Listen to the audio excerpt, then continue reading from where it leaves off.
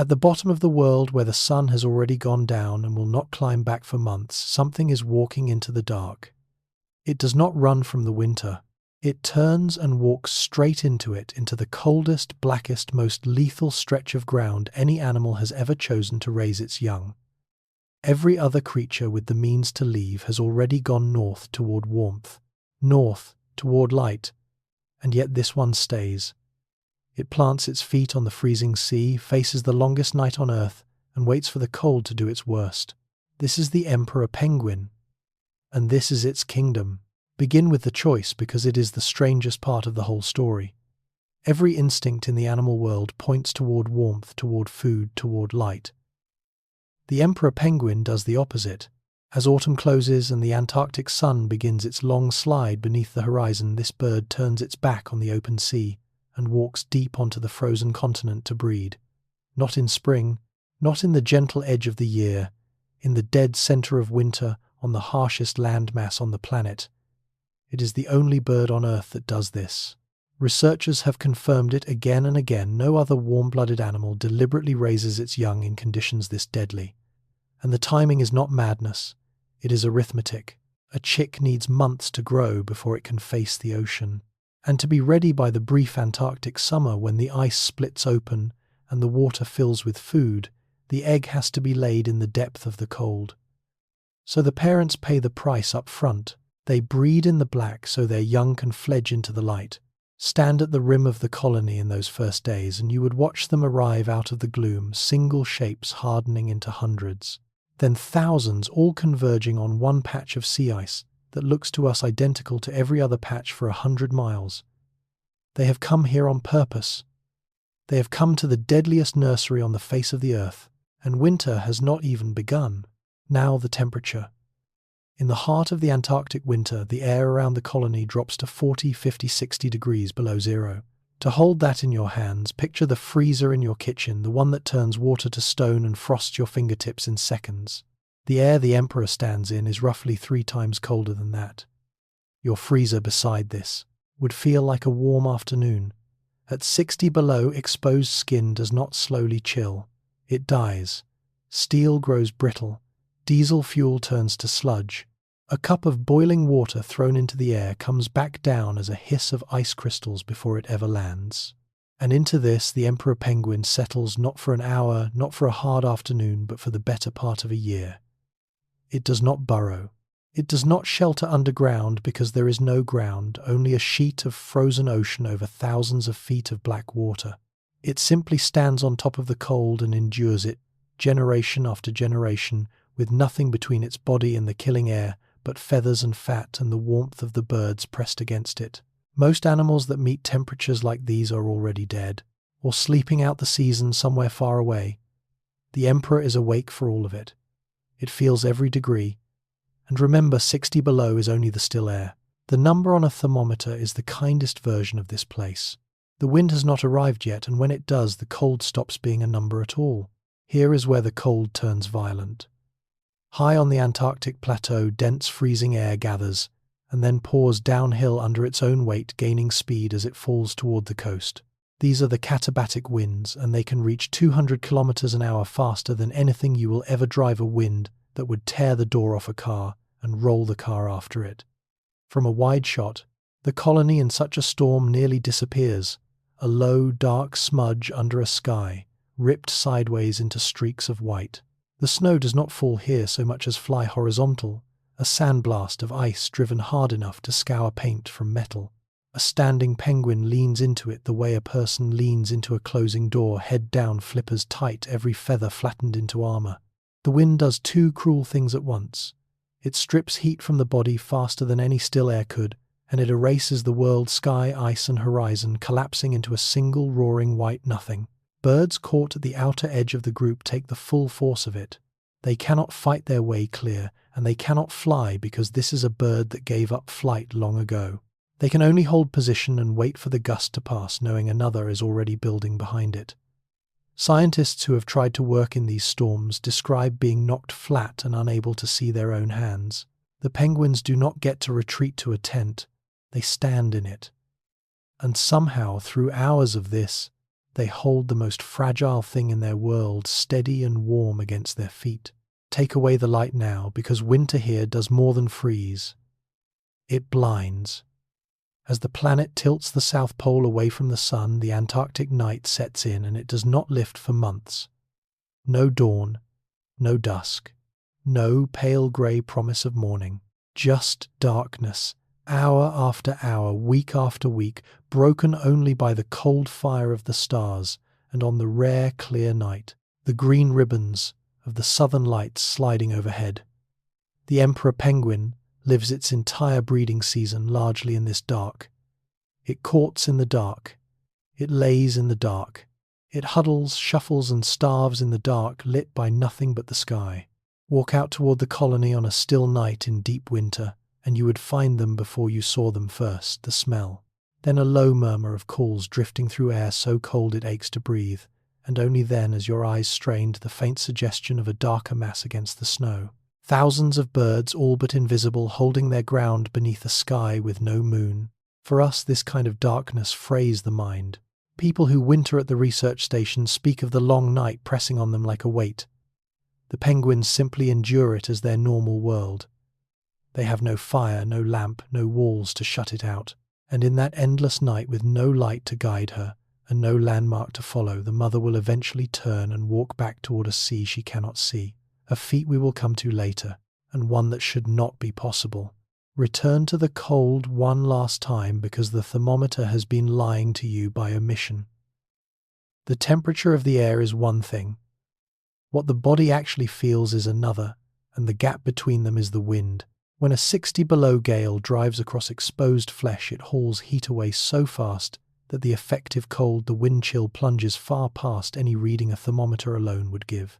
In the worst of an Antarctic storm, the chill can sink toward 100 below and beyond, into a range where unprotected skin freezes in well under a minute, and a careless mistake costs a limb or a life.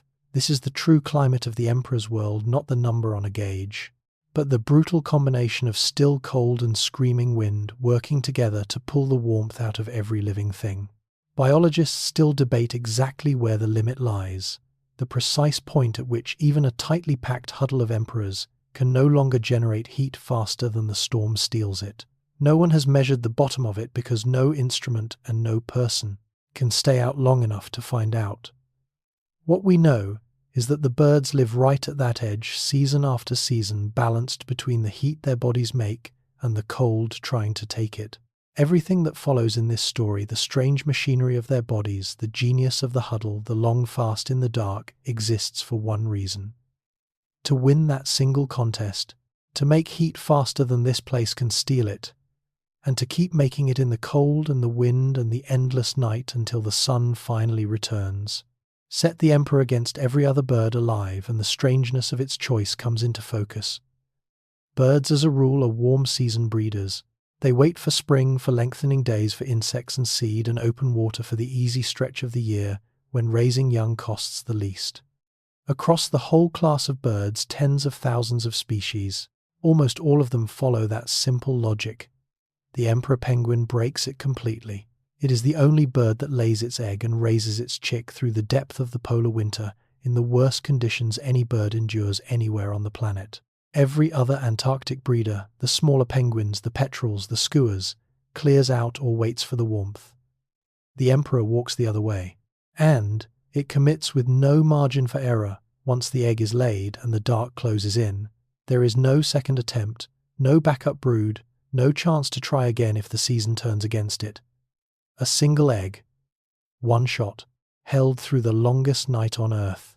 Researchers who study breeding strategies across the animal kingdom describe this as one of the most extreme reproductive gambles in nature, everything wagered on a single roll in the single worst place to roll it. The bird does not hedge. It does not keep something in reserve. It stakes the entire future of its line on one egg, one winter, one stretch of frozen sea. Most animals spread their risk. The emperor concentrates all of it into one fragile shell and then dares the coldest place on Earth to break it. That single shell is also breathtakingly fragile, and the cold is always reaching for it. An emperor egg warm from the mother's body holds a tiny live ember of heat inside, and the ice it rests above is hungry for that heat. Let the egg touch bare ice for even a moment, and the cold pours in. In conditions like these, an exposed egg can chill past the point of no return in well under a minute.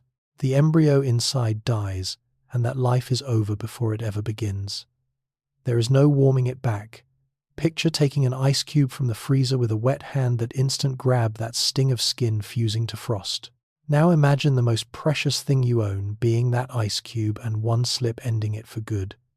That is the margin the parents work inside in the dark with frozen feet, hour after hour. This is why the handoff of the egg from the mother's feet to the father's becomes the most dangerous instant of the entire breeding season. A clumsy second, a fumble, a roll across the ice, and the future is gone. Stand close during one of those transfers, and you would barely breathe, two huge birds leaning together. The pale egg sliding from one set of feet to another, across a sliver of open air, the cold waiting just below for any mistake. Most of the time it works. The instinct is old, and the movements are practiced, but not always. And when it fails in seconds on ice that does not forgive. Leave the egg for now and look to the water, because the cold is not the only thing hunting here. Where the sea ice meets open ocean, a long dark shape patrols the edge, the leopard seal, one of the chief predators of the southern ice. It is built for this work, a sleek body, the length of a small car, a wide reptilian head, and a jaw that opens improbably far over rows of pointed teeth. It hangs just beneath the lip of the ice, almost still waiting for a penguin to enter the water. From above against the pale shelf, you might catch only a slow grey smudge gliding under the surface and then a strike too fast to follow. The leopard seal can erupt from the water, snatch a bird at the edge and be gone in a heartbeat. It is one of the few animals in Antarctica that hunts warm-blooded prey as a matter of course, and the emperor, for all its mastery below the surface, is squarely on the menu. The cruelty of it is the timing. After months on the ice with no food, the adults must return to the sea to eat, and the moment of greatest hunger is also the moment of greatest danger, because the seal is waiting precisely where they have to go. To eat, they must risk the jaws. Researchers watching these ice edges have seen the water churn pink in an instant. The penguin's world, it turns out, is not safe above the ice or below it. Death waits at the door between the two. Past the seals in the deeper water, beyond the flow, an even larger hunter moves.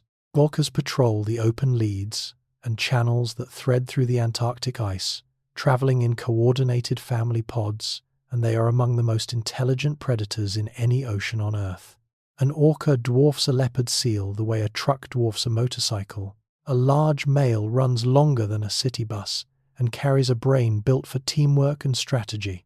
Some Antarctic pods specialize in working the ice itself, reading the flows, testing where prey might be cornered, and in certain places, they have even been seen lining up to drive their wake against an ice floe to wash a target into the water. For an emperor penguin, in the open, an approaching pod is close to a death sentence. Orcas are faster, smarter, and they hunt as a unit that closes every escape at once. Biologists still debate how heavily emperors actually feature in the diet of different Antarctic orca types. Some pods seem to favor seals or fish, and the picture shifts from region to region, but the threat is real wherever the two meet. The point is the shape of this whole kingdom. Above the ice, the cold and the wind are trying to kill the emperor. Below the ice, the seal is trying to kill it, and out in the open water, the smartest hunters in the sea are trying to kill it too. There is no direction in which this bird is safe. It survives by being more remarkable than everything arranged against it, and almost everything here is arranged against it. Now pull the camera back and look at the ground itself, because the land offers no help at all. Picture the setting of almost any other animal's winter: a burrow, a den, a hollow tree, a cave mouth, a thicket, a drift of snow to dig into. The emperor has none of it. Its world is a vast flat sheet of sea ice, frozen ocean stretching to the horizon in every direction, featureless and open and swept by wind. There is no cave because there is no rock, no tree because nothing grows, no burrow because beneath the ice is not soil but thousands of feet of black freezing water. From a high, wide shot, the colony looks utterly exposed, a smudge of life on an endless white table with nothing standing taller than a bird. There is quite literally nowhere to hide, not from the wind, not from the cold, not from the dark. Where another animal in a storm can retreat into shelter and wait, the emperor has only one option: become the shelter. With no walls to hide behind, the birds turn themselves into the walls, packing together until the bodies on the outside shield the bodies within. The architecture of survival here is not made of earth or stone or wood. It is made entirely of penguins. That single fact that the only shelter on this plain is the colony's own warm bodies shapes everything they do through the winter. There is no roof over them but the sky, and no wall around them but each other. And in a place this hostile, that turns out to be enough. Barely. Even with the huddle, the cold never stops collecting what it is owed.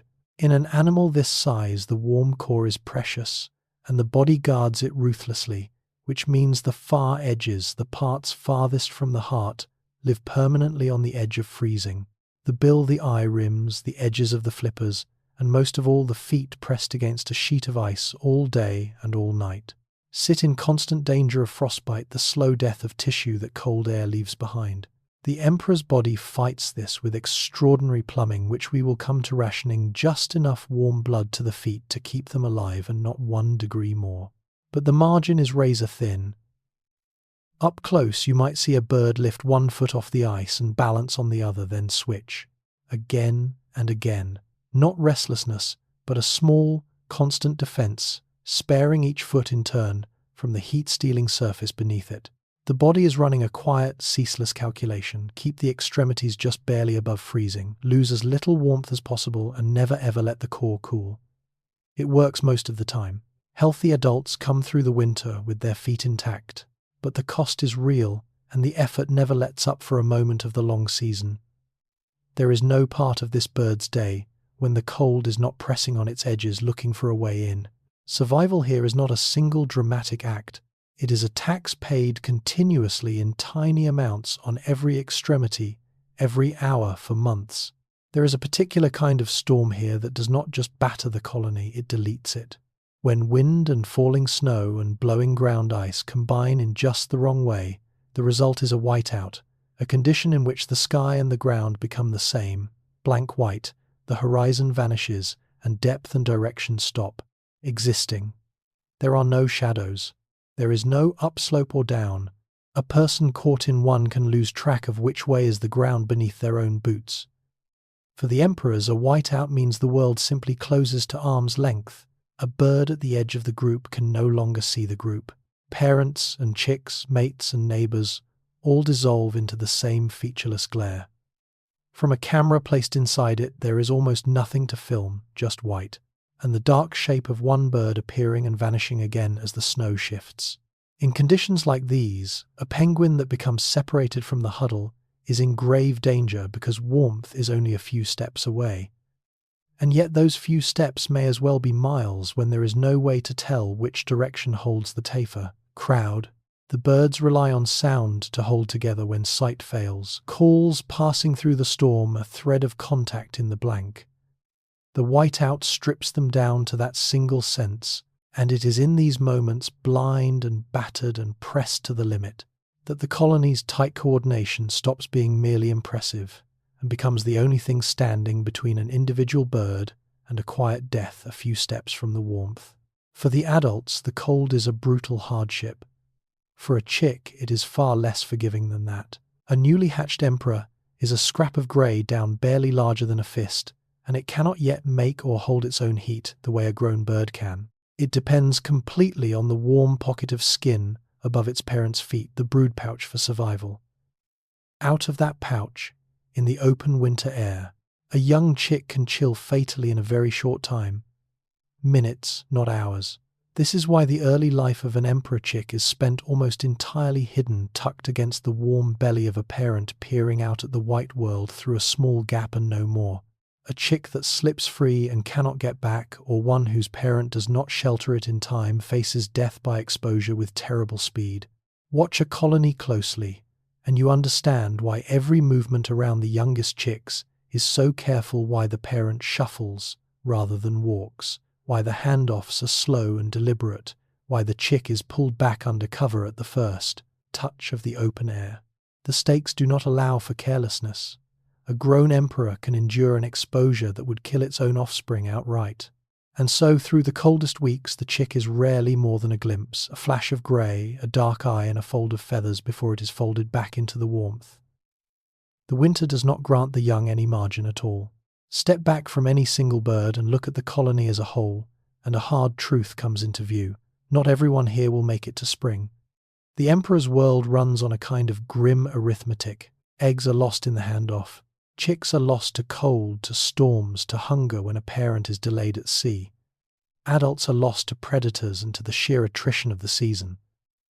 A significant share of the chicks that hatch will not survive to fledge, and in the worst years, whole stretches of a colony can fail. This is not cruelty, and it is not failure. It is the baseline cost of breeding in the most extreme place on Earth, and the emperor's entire strategy is built around it. The bird lays only a single egg, precisely because raising even one through this winter takes everything the parents have. There is nothing left over for a second. The species survives not by saving every chick, but by saving enough year after year, across a long lifespan in colonies large enough to absorb the losses. Researchers who count these colonies from one season to the next watch this arithmetic play out at scale, strong years and lean years, the numbers rising and falling with the ice and the weather and the food. It is a sobering thing to hold in mind as we watch the tenderness of these parents up close. Every act of care we will witness, the fasting, the sheltering, the long marches unfolds against a background where loss is constant and expected. They are not fighting to save them all. They are fighting to save some. The cold and the sea are not the only things that prey on this colony. From the air other hunters arrive. South polar skuas and giant petrels, large, powerful scavenging birds, patrol the edges of the breeding grounds, and they are quick to find anything weak, sick, separated, or already dead. A chick that strays from the protection of the creche or one too feeble to keep up can become a target. The giant petrel in particular is a formidable bird large enough and aggressive enough to take vulnerable chicks, and both species will readily clean up eggs that have failed and bodies that have fallen. From overhead you might see one of these birds wheel slowly above the colony, patient scanning, waiting for an opening the way a shadow drifts across the snow. It is easy to cast them as villains, but they are doing what every animal here does, extracting a living from the cruelest landscape on the planet, taking the opportunities the winter creates. Their presence adds another pressure on the youngest and weakest, another reason the chicks must stay close, stay sheltered, stay within the safety of numbers. For the emperor colony, the threat from above is one more edge to be guarded. The sky itself enrolled in the long list of things that can end a life here. Cold below, cold around, predators in the water, predators on the wing. The young emperor grows up, surrounded on every side, and its first and best defense always is to stay tucked deep within the crowd, where the hunters cannot easily reach. Hunger here is not an accident of a bad year. It is written into the design of the whole enterprise. The emperor's breeding ground sits far from open water, sometimes many tens of kilometers inland on the ice, and a bird cannot feed and guard an egg at the same time, because there is nothing to eat where the egg must be kept. So the parents take turns going without. The father, in particular, commits to one of the longest fasts of any animal on Earth, holding the egg through the deep winter on an empty stomach, while the mother makes the long trek back to the sea to feed. By the time she returns and he is finally free to eat, months may have passed since his last meal. This is not a hardship the birds stumble into. It is the core of the strategy. To breed in a place with no food, in a season with no light, something has to give, and what gives is the parents' own bodies burned slowly down as fuel to keep the next generation alive. The fast is not a risk on the margins of the plan. The fast is the plan. Every other remarkable thing about this bird, the fat reserve, the dialed-down metabolism, the huddle that saves precious energy, exists in large part to make this long starvation survivable. The emperor does not breed in spite of having no food. It has evolved an entire body and an entire society around the certainty that for months there will be none. Hunger is not the enemy here. Hunger is the terms of the contract accepted in advance. Consider where this colony actually sits. Not at the edge of the human world, but past it, beyond the last research station, beyond the reach of easy rescue on sea ice that forms over the deep southern ocean in the darkest months. in places no aircraft can land and no ship can reach. For much of the year, an emperor colony is among the most isolated gatherings of large animals anywhere on the planet. No other creatures share this ground in winter. There is nothing to share it for. The land offers no food, no shelter, no reason for anything else to be there. So the emperors hold their patch of frozen sea utterly alone, hundreds of kilometers of empty ice between them and anything warmer. From far above, the scale of that solitude is hard to take in a single dark cluster of life on a vast white shelf, the nearest other living thing of any size impossibly far away. This isolation cuts both ways. It is protection of a kind few predators bother to travel so far into the killing cold, and the worst hunters are left behind at the ocean's edge. But it is also a trap with no exit. There is no help coming, no warmer place within reach, no alternative if the season turns cruel. The colony has only what it brought with it and what it can make from its own bodies. In the whole vast theatre of the Antarctic winter, these birds are alone with the cold in a way almost nothing else on Earth ever is, and they have chosen it. Everything in this kingdom comes down to margins, and the margins are measured in seconds. A grown emperor is tough enough to shrug off conditions that would kill most animals in minutes, but the egg and the young chick have no such toughness, and for them, the line between life and death is a sliver of time. An egg out of the brood pouch and onto bare ice. A chick slipping free into the open air during a clumsy exchange. A few unguarded seconds in a wind that steals heat faster than any furnace can replace it. That is all it takes. The cold does not need long. It needs only an opening. This is why the most ordinary-looking moments in the colony, a parent shifting its weight, an egg passing from one set of feet to another, are in truth the most dangerous of the whole year. The drama here is not loud, it is not teeth and blood, it is a quiet fumble on the ice that no one could have prevented, and a future ending without a sound. Watch the parents long enough, and you see how completely their instincts are tuned to this knife edge, the deliberate slowness, the constant covering, the refusal to hurry even in a storm. They are not being gentle for tenderness' sake. They are working inside a window where 2 seconds of carelessness is the difference between a chick that fledges and a small life lost to the ice. In most of the world, survival forgives a small mistake. Not here. Here, the cold keeps perfect time, and it never looks away. Step back, and the emperor's whole calendar looks at first like an act of self-destruction. Breed in winter, breed in the dark, breed in the cold, far from food, with no shelter in the single worst season of the single worst place on Earth. Lay the egg just as the light dies and the temperature falls off a cliff. By every ordinary measure of how animals plan their lives, it reads like a death wish, a strategy designed to fail. And yet it is the opposite. It is a plan tuned over countless generations to a single narrow window the rest of the year cannot offer. A chick takes months to grow large enough to survive the open ocean. The ocean is richest and the ice safest in the brief Antarctic summer. Work backward from that summer, and the egg has to be laid in the depth of winter. There is no other time that fits. The apparent madness is precise. The bird is not defying the seasons.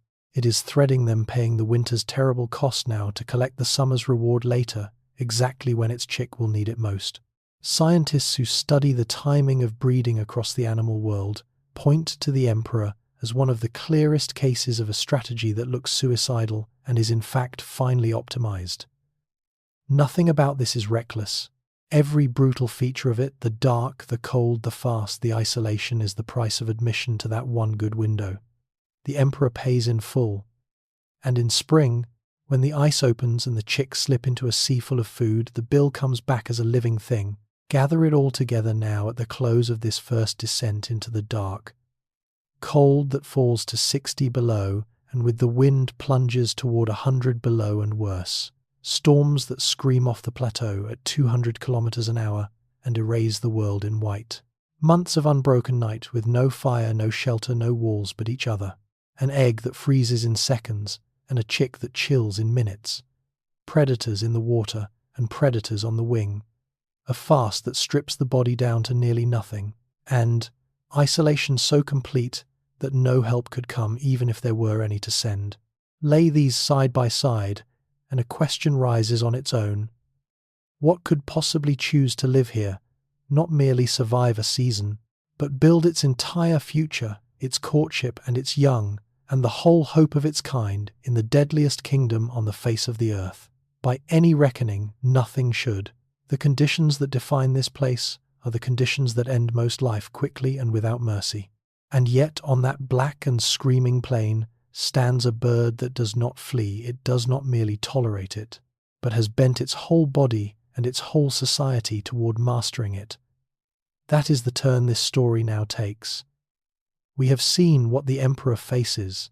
From here we go inward under the feathers, into the blood, down to the strange machinery of a creature remade from the inside out to do the one thing nothing else can. To stand in the deadliest kingdom on earth, and to win. To understand how the Emperor wins, start with the bones, because here the bird betrays itself at the deepest level. Nearly every bird that has ever flown carries a skeleton full of air. Hollow bones, light and strong, are one of the great inventions that lifted birds into the sky. They keep weight to a minimum so the wing can do its work. The emperor penguin throws that inheritance away. Its bones are dense and solid, packed where other birds are hollow, heavy where other birds are light. To a biologist, this is one of the first uncanny signals that you are not looking at an ordinary bird at all. The whole logic of flight has been reversed. Where a flying bird needs lightness above everything, a diving bird needs the opposite. It needs to overcome its own buoyancy and drive itself down into the water against the lift of the air trapped in its feathers and lungs. Solid bone is the answer. It is ballast built into the frame. The same dense skeleton that would have grounded an eagle is exactly what allows the emperor to knife downward through hundreds of meters of freezing sea. It is a body that has chosen the deep over the sky and rebuilt its very scaffolding to commit to that choice. Hold an emperor's history in your mind, and you can see the trade plainly. Somewhere far back this animal's ancestors gave up the air for the water, and the bones are where that bargain is written. Heavy on purpose, sunk by design. The first strange clue that the emperor is a bird turned inside out. Stay with that reversal, because it runs through the entire animal. A flying bird is engineered against gravity. Every line of it argues with the pull of the earth. The emperor is engineered with the water built to leave the surface behind and go down. Those solid bones are only the beginning. The body is dense, compact, and weighted so that sinking is not a struggle, but the natural state. The bird does not fight to descend so much as stop fighting to stay up. For a creature that spends its hunting life in a vertical world, plunging to depths that would crush most air breathers, this is everything. Buoyancy is the diver's enemy. Every bit of lift the body carries is lift that must be overcome on the way down, and that drags it back toward the surface and away from its prey. By building a skeleton that wants to sink, evolution handed the emperor a head start on every dive. From a camera below the ice, you would see it not a frantic paddling downward, but a smooth, committed descent. The bird angling into the dark like a weighted dart. There is an eerie grace to it, a thing that on land waddles and stumbles, becoming the instant it enters the water, perfectly ruthlessly at home. The same features that make the emperor look so awkward on the ice are the features that make it superb beneath it. It was never built for the surface. The surface is just the place it must cross to reach the world. It was actually designed for the cold black water below, where a body built to sink finally makes sense. Now look at the wings, and watch flight itself disappear. In every flying bird, the wing is a marvel of motion, a jointed folding feather-spread structure that bends and flexes to ride the air. The emperor's wing has been reforged into something else entirely, a stiff, flattened, blade-like flipper, more like the fin of a fish than the wing of a bird. The bones inside are shortened and fused, the joints locked down, the whole limb turned rigid. This wing cannot fly. It will never fly. But under the water, it is a far better tool than a flying wing could ever be. Stiff and strong, it sweeps through the dense sea, the way an oar drives a boat, and it lets the emperor do something. Almost no other diving animal manages so well. It effectively flies underwater, beating its flippers in long, powerful strokes to propel itself through a medium hundreds of times thicker than air. From below, the motion is unmistakable, the same up and down wing beat of a bird in the sky, only slowed and powered and aimed downward through black water. It is flight transplanted into the ocean. The trade is total and irreversible. The emperor gave up the air completely to master the water completely, and the wing is where that surrender is most visible. A flying bird's wing folds, the emperor's does not. It is fixed, finished, committed, a rigid blade built for one world and useless in the other. The sky is closed to this bird forever. In exchange, the deep sea is wide open. Move now to the surface of the body, to the coat itself, and you find another record-breaking strangeness. The emperor penguin carries one of the densest arrangements of feathers of any bird on Earth. Thousands upon thousands of feathers packed across its skin, far more tightly than the plumage of a typical bird. This is not the loose, showy feathering of a bird built for display or even for flight. It is dense, short, stiff, and overlapping, laid down like the tightest possible tiling with a layer of fine, downy filaments trapped underneath. The purpose is insulation taken to an extreme. Each feather is a tiny barrier. Packed this densely, they create a sealed, near-continuous shield that holds a layer of warm, still air against the skin and refuses to let the cold reach in. Against a wind that can strip heat from exposed flesh in seconds, this coat is the emperor's first and most important wall. Run a thought across it, and the engineering is plain. In the coldest air on the planet, the body's outermost defense is a feather density that no warmer climate would ever require, evolved purely to survive a place that should be unsurvivable. It is so effective that, as we will see, the bird's deeper problem is sometimes not staying warm but shedding heat it cannot afford to lose. From up close, the coat does not even look like feathers in the familiar sense, more like a dense, sleek, almost scaled surface beaded with frost, sealing the warm body away from the killing world. The first wall against the cold, and one of the finest in all of nature. That coat is only the outermost shield in a defense built in layers. The emperor does not trust its life to a single barrier. It stacks them one behind another, each handling a different part of the job. Outermost are the stiff, oiled, overlapping feathers that turn the wind and shed the water. Beneath them lies a dense layer of fine down, trapping still air close to the skin in a warm, motionless blanket. Under that, against the body, is the skin itself and a reserve of fat. And threading through it all is the bird's own circulation, carefully managed to hold heat in the core and spend it sparingly at the edges. Each layer covers a weakness in the others. The feathers block the wind, but need the down beneath to trap warmth. The down traps warmth, but needs the feathers above to keep out the water that would ruin it. The fat backs them both with stored fuel and further insulation. Together they form a system far tougher than any one part alone. It is the same principle a polar explorer uses: dressing for the cold, a windproof shell, an insulating mid-layer, a base against the skin. Except the emperor wears all of it at once, permanently grown into its body and tuned over millions of years to the exact conditions of the worst winter on Earth. There is no taking it off and no adjusting it from outside. The regulation happens within, in the flow of blood and the lifting of feathers. This is why the bird can stand on a sheet of frozen ocean, in a screaming gale in the dark, and not freeze. Not one wall against the cold. 4 working as one. Here is where the emperor's body turns genuinely alien. The bird stands all day on ice that is far below freezing on bare feet. Feet that by every expectation ought to freeze solid or bleed away the body's heat through their constant contact with the cold. They do neither, and the reason is a piece of biological plumbing so elegant it seems engineered. In the emperor's legs, the arteries carrying warm blood down to the feet run pressed against the veins carrying cold blood back up. As the two streams pass each other in opposite directions, heat jumps across from the outgoing warm blood into the returning cold blood, warming it before it reaches the core and cooling the downbound blood before it reaches the feet. This is a countercurrent heat exchanger, the same principle engineers use to save energy in buildings and machines grown directly into the bird's anatomy. The effect is twofold and brilliant. The body recaptures heat that would otherwise be dumped uselessly into the ice through the feet, and the feet themselves are supplied with blood that has already given up most of its warmth. So there is far less heat to lose down there in the first place. The emperor is not heating its feet to keep them comfortable. It is doing the opposite deliberately, keeping them cold but not quite frozen, while hoarding its precious warmth where it matters. It is a system that treats every degree of heat as something too valuable to waste, reclaimed at the last possible moment before it can escape.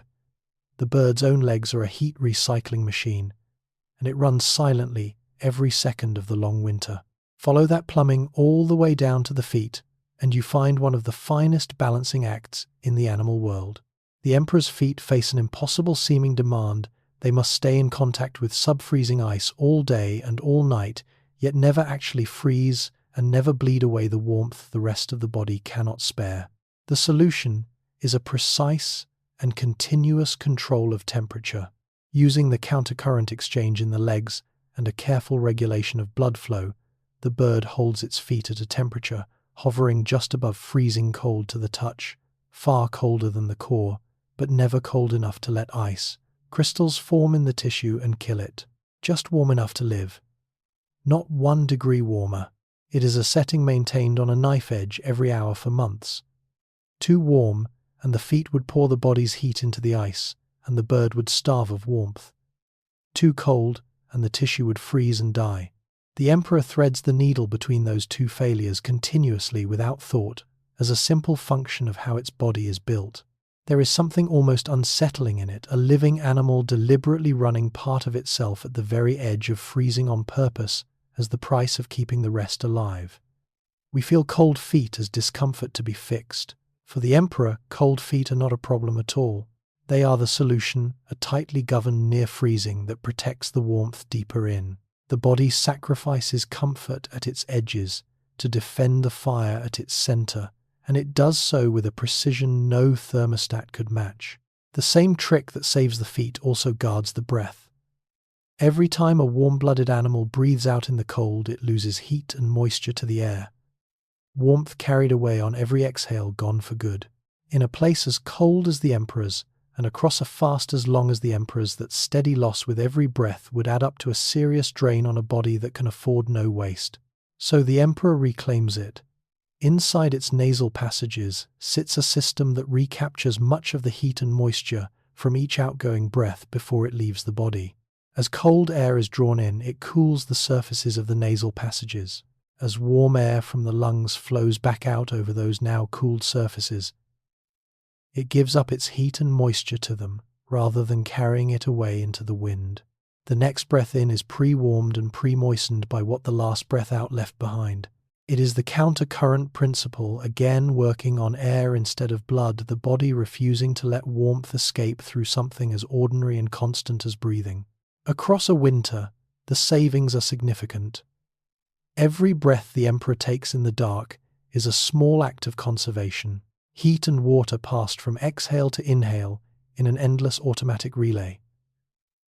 The bird is sealing its own warmth in at every possible exit through the feet, through the skin, and even through the nose. In a world that pulls heat from every opening, the emperor has quietly closed nearly all of them. Even its breath does not get to leave entirely cold. Now comes the most counterintuitive fact in the whole strange catalogue of this body. The emperor penguin's greatest enemy is the cold, and yet wrapped in the densest feathers and thickest insulation of nearly any bird, packed tight in a huddle of thousands of warm bodies. The emperor's surprising problem is sometimes the opposite: it can overheat. The very systems that keep it alive in a 60 below gale are so effective that when the bird is active, or when the heat of many bodies pools in the center of a tight huddle, its temperature can begin to climb past comfort. Insulation does not know which way the danger lies. It simply resists the flow of heat in both directions. A coat good enough to keep killing cold out is also good enough to keep dangerous warmth in. So a bird in the heart of the huddle, where conditions can rise dozens of degrees above the air outside, may find itself too hot in the coldest place on Earth, an almost absurd predicament. This is why the emperor needs ways not only to conserve heat but to deliberately release it. Valves to open when the insulation works too well. It is a revealing twist. We picture this animal locked in a single, endless fight against freezing, but the truth is more delicate. It lives in a narrow band of safe temperature and must defend both edges of it, guarding against the cold that would kill it and the heat that its own defenses can trap. The emperor is not simply trying to get warm. It is trying to stay exactly warm enough, and in a body this well sealed, even in this place, that can mean finding a way to cool down. So how does a bird sealed against the worst cold on Earth let heat out when it needs to? It opens its own coat. The emperor's feathers are not a fixed, locked shell. The bird can raise and lower them, adjusting its insulation moment to moment, like opening and closing the vents on a jacket. When it needs to hold every degree, the feathers lie flat and tight, sealing the warm air against the skin. When it runs too hot after exertion or deep in the warmth of a crowded huddle, it can lift those feathers, breaking the seal and letting trapped heat escape from the skin into the air. There are other release valves too, bare patches and lightly insulated areas, and the flippers and feet, which can be used to shed warmth when the body carries too much. The whole system is adjustable. A coat with a built-in thermostat the bird controls from the inside. From close up, you might catch it happening, a bird's plumage shifting from sleek and flat to slightly raised and ruffled, the visible sign of an animal venting heat it cannot afford to keep. It is the same coat doing opposite jobs, sealed for warmth, one moment opened for cooling the next, all without the bird ever taking it off. This is the resolution to the strange problem of overheating. The emperor does not have one fixed defense against one fixed threat. It has a tunable barrier. It works constantly in both directions, trapping heat when the cold presses in and releasing it when its own insulation does its job too well. A living jacket, zipped and unzipped from within, against the coldest air on the planet. Beneath the feathers and the down lies the deepest layer of the emperor's defense, and it does double duty. Under its skin, the emperor carries a reserve of fat, a layer of blubber that serves at once as insulation against the cold and as stored fuel for the long fast. This is the bird's larder and its inner coat in a single tissue. As insulation, the fat backs up the feathers from the inside. A soft barrier the cold must cross, even if it somehow gets past the plumage. As fuel, it is everything through the months when there is nothing to eat. The emperor lives by, slowly burning this reserve, drawing the energy to make heat and stay alive directly from its own body. The bird walks to the breeding ground, carrying its entire winter's food supply with it, not in any cache, but as part of itself. This is why an emperor arrives for the breeding season heavy, padded at its maximum weight, and why by the end of the fast it can be a visibly thinner, gaunter animal, much of that reserve spent. The fat is the bridge across the foodless dark. Every day of the fast, a little more of it is converted into warmth and life. The layer that insulates also slowly vanishes as it feeds the fire. There is a quiet poetry in it. The same tissue that shields the bird from the cold is the tissue it must consume to survive that cold, so that the body grows leaner and less protected at exactly the pace the winter wears on. The emperor does not just endure the fast. It is in a real sense eating itself to do so carefully, slowly by design. Stored fuel only lasts if you burn it slowly, and here the emperor reveals another deep trick: it can turn its own fire down.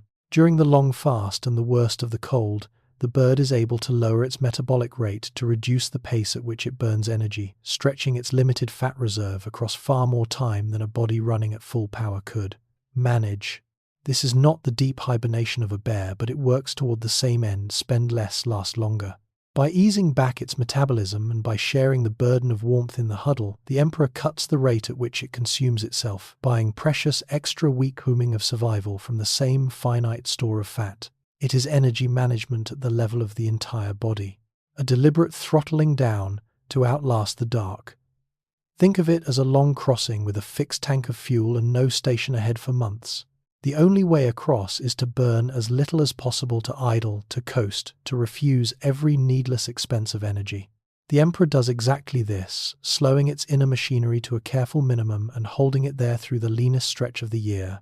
Combined with the huddle, which lets each bird relax its own heat production, while the group keeps everyone warm, the effect is a body tuned for endurance over speed, for lasting over thriving. The emperor's survival is not only about making heat, it is about making each scrap of fuel go as far as it possibly can, and the bird can reach into its own metabolism and turn the dial down to do it. Shift now from the long fast to the deep dive, and the body reveals a different kind of specialization hidden inside the muscle itself. To hunt, the emperor must hold its breath and descend into the dark for many minutes at a time, and to do that, it must carry its own oxygen down with it, stored in the body, ready to be spent far from the surface.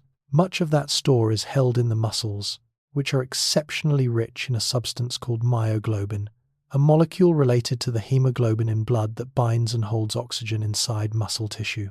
The emperor's muscles are loaded with it, far more than the muscles of a land animal, turning the body itself into an oxygen tank. When the bird dives, it is not merely holding a lungful of air, it is drawing on oxygen tucked away throughout its musculature, releasing it gradually to keep the muscles working through a long descent and a long hunt. This is one of the secrets that lets a warm-blooded, air-breathing animal operate so far below the surface for so long. The muscle is so dense with myoglobin that in many deep-diving animals, the meat is noticeably dark, almost black-stained by the sheer concentration of this oxygen-holding molecule. The emperor carries its breath not only in its lungs, but woven into its flesh a reserve it can spend slowly in the cold and the dark, hundreds of meters down. It is another quiet rebuilding of an ordinary body into an extraordinary one. The muscles themselves re-engineered into a place to keep oxygen, so the bird can stay under long after an ordinary creature would have to surface or drown. The emperor hunts where there is almost no light at all, and so its eyes have been tuned for the dark. The deep water beneath the Antarctic ice is a dim world even near the surface, and far down in the depths where the emperor pursues its prey, it shades toward true blackness. An ordinary eye built for daylight would be nearly useless there. The emperor's vision appears specially adapted to function in this gloom, to gather what little light exists, and to work in conditions where most animals would be effectively blind. There are signs its eyes can adjust to the dimness of the depths and may be tuned toward the blue-green wavelengths that penetrate furthest into seawater, the last colors to survive as the light fades with depth. This is sight remade for a world of shadow and cold. Above the ice in the long polar night, those same eyes help the bird navigate a landscape lit only by stars. Below the ice, they let it find and chase prey in water where a human diver would see nothing but black. Picture the hunt from the emperor's own vantage, a descent out of the dim into the truly dark, the surface light dwindling to nothing overhead, and somewhere in that blackness the faint movement of a fish or a squid caught by an eye built precisely to catch it.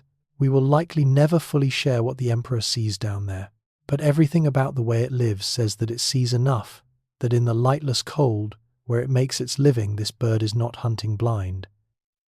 Like the rest of it, have been quietly rebuilt for the dark. The emperor lives on and in the ocean, and the ocean is salt undrinkable by the ordinary rules of a body. Take in seawater, and the salt it carries normally poisons the system. The kidneys of most animals cannot clear it fast enough, and drinking the sea becomes a slow path to death by thirst in the middle of all that water. The emperor sidesteps the problem entirely with a dedicated organ. Above its eyes sit specialized salt glands capable of pulling excess salt out of the bloodstream and concentrating it into a briny fluid that drips away often out through the bill. With these glands, the bird can take in seawater and the salt-rich prey of the ocean and simply expel the surplus salt, keeping its inner chemistry in balance where a land animal's would fail. It is in effect a built-in desalination plant doing the work a human would need an industrial process to manage.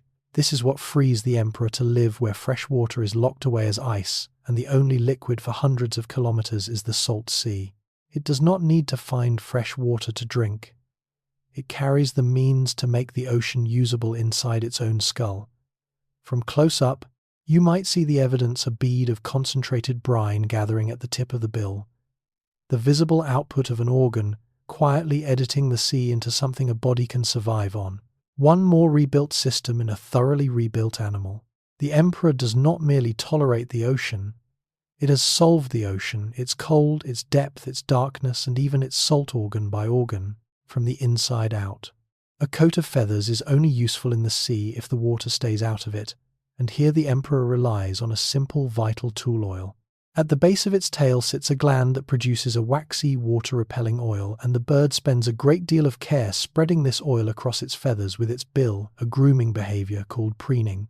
Worked into the plumage, the oil seals the feathers against water, helping the coat shed the sea rather than soak it up. This matters enormously. A waterlogged coat is a deadly coat. It loses its insulating power. It floods the warm, trapped air with freezing water, and a bird whose feathers fail to repel the sea would chill catastrophically the moment it dived. Preening, then, is not idle fussing. It is essential maintenance of the single barrier that keeps the cold ocean on the outside of the body. The emperor works the oil over itself, methodically reaching what it can, keeping the waterproofing intact so that when it slips into the sea the water rolls off and the warm air stays sealed within. From close up, you might watch a bird drawing its bill again and again along its feathers, in long, deliberate strokes, tending the coat that its life depends on. It is the same reason the feathers are oiled and overlapping rather than loose and open. Every element of the coat is built to turn water. The emperor's body may be remade for the deep, but that remaking would mean nothing if the sea could soak in. So the bird carries its own waterproofing and spends real effort every day keeping the ocean where it belongs, outside the coat, off the skin, away from the warmth. Walking is expensive, and the emperor, fasting and burdened, cannot afford to waste a step. So when the ground allows, it stops walking and lies down. Tobogganing, it is called. The bird drops onto its belly and pushes itself across the ice with its feet and flippers sliding flat over the surface like a sled. On smooth ice or packed snow, this can be an easier and more efficient way to travel than the slow, rolling upright waddle, sparing the energy that walking on those short legs would burn. For an animal crossing many kilometers of ice on a body, with no food coming in, every saved calorie matters, and the slide is a way to keep moving while spending less. From a distance, a line of tobogganing emperors is a strange and almost comic sight. A string of birds skimming along on their fronts, flippers working at their sides, leaving shallow grooves in the snow behind them. There is a lightness to it that cuts against the grimness of everything else in this kingdom, a moment where the emperor's awkwardness on land turns briefly into something like ease. But the purpose is serious. On the long marches between the sea and the breeding ground, the slide is fuel economy, a way to stretch the body's dwindling reserve across the necessary distance. The same bird that flies underwater and stumbles on land has a third gate for the ice between them, neither walk nor swim, but a flat, sliding glide that turns the frozen plain into something it can cross without burning what little it has left. When you cannot spare the energy to walk, you lie down and let the ice carry you. Look at the emperor in the water, and the whole body resolves into a single idea: speed through the sea with the least possible resistance. Its form is streamlined to a degree that seems almost deliberate, every line smoothed and tapered into a shape built to slip through water. A rounded front narrowing to a trim tail, flippers tucked close, feet trailing behind as rudders, the head drawn in tight to the body. There is no wasted line, nothing that juts or drags, nothing the water can catch and pull against. This is the same logic engineers chase when they shape a torpedo, or the hull of a fast submarine arrived at by evolution long before any human drew a blueprint. Reduce drag, and you move faster and farther for the same effort. For a hunting diver, that efficiency is the difference between catching prey and running out of breath empty-handed. The streamlined body lets the emperor cover distance underwater, chase down fast prey, and surface again, all on a single held breath, wasting as little energy to the resistance of the water as the shape of a body allows. On land, this same form looks ungainly, upright, top-heavy, rolling from foot to foot. But that is a body being judged in the wrong place. Put it where it belongs in the water, and the awkwardness vanishes. The shape that stumbles on ice becomes a flawless instrument of motion in the sea. The emperor's body is a study in being built for one world and merely visiting another. And in its true world, every curve of it serves a single purpose: to move through the cold water cleanly, swiftly, and at the lowest possible cost. There is a reason the emperor is built so big. Bigness itself is one of its tools against the cold. The emperor is the largest of all living penguins, standing among the tallest and heaviest of its kind, and that size is not vanity, it is survival. The physics of heat are unforgiving on this point.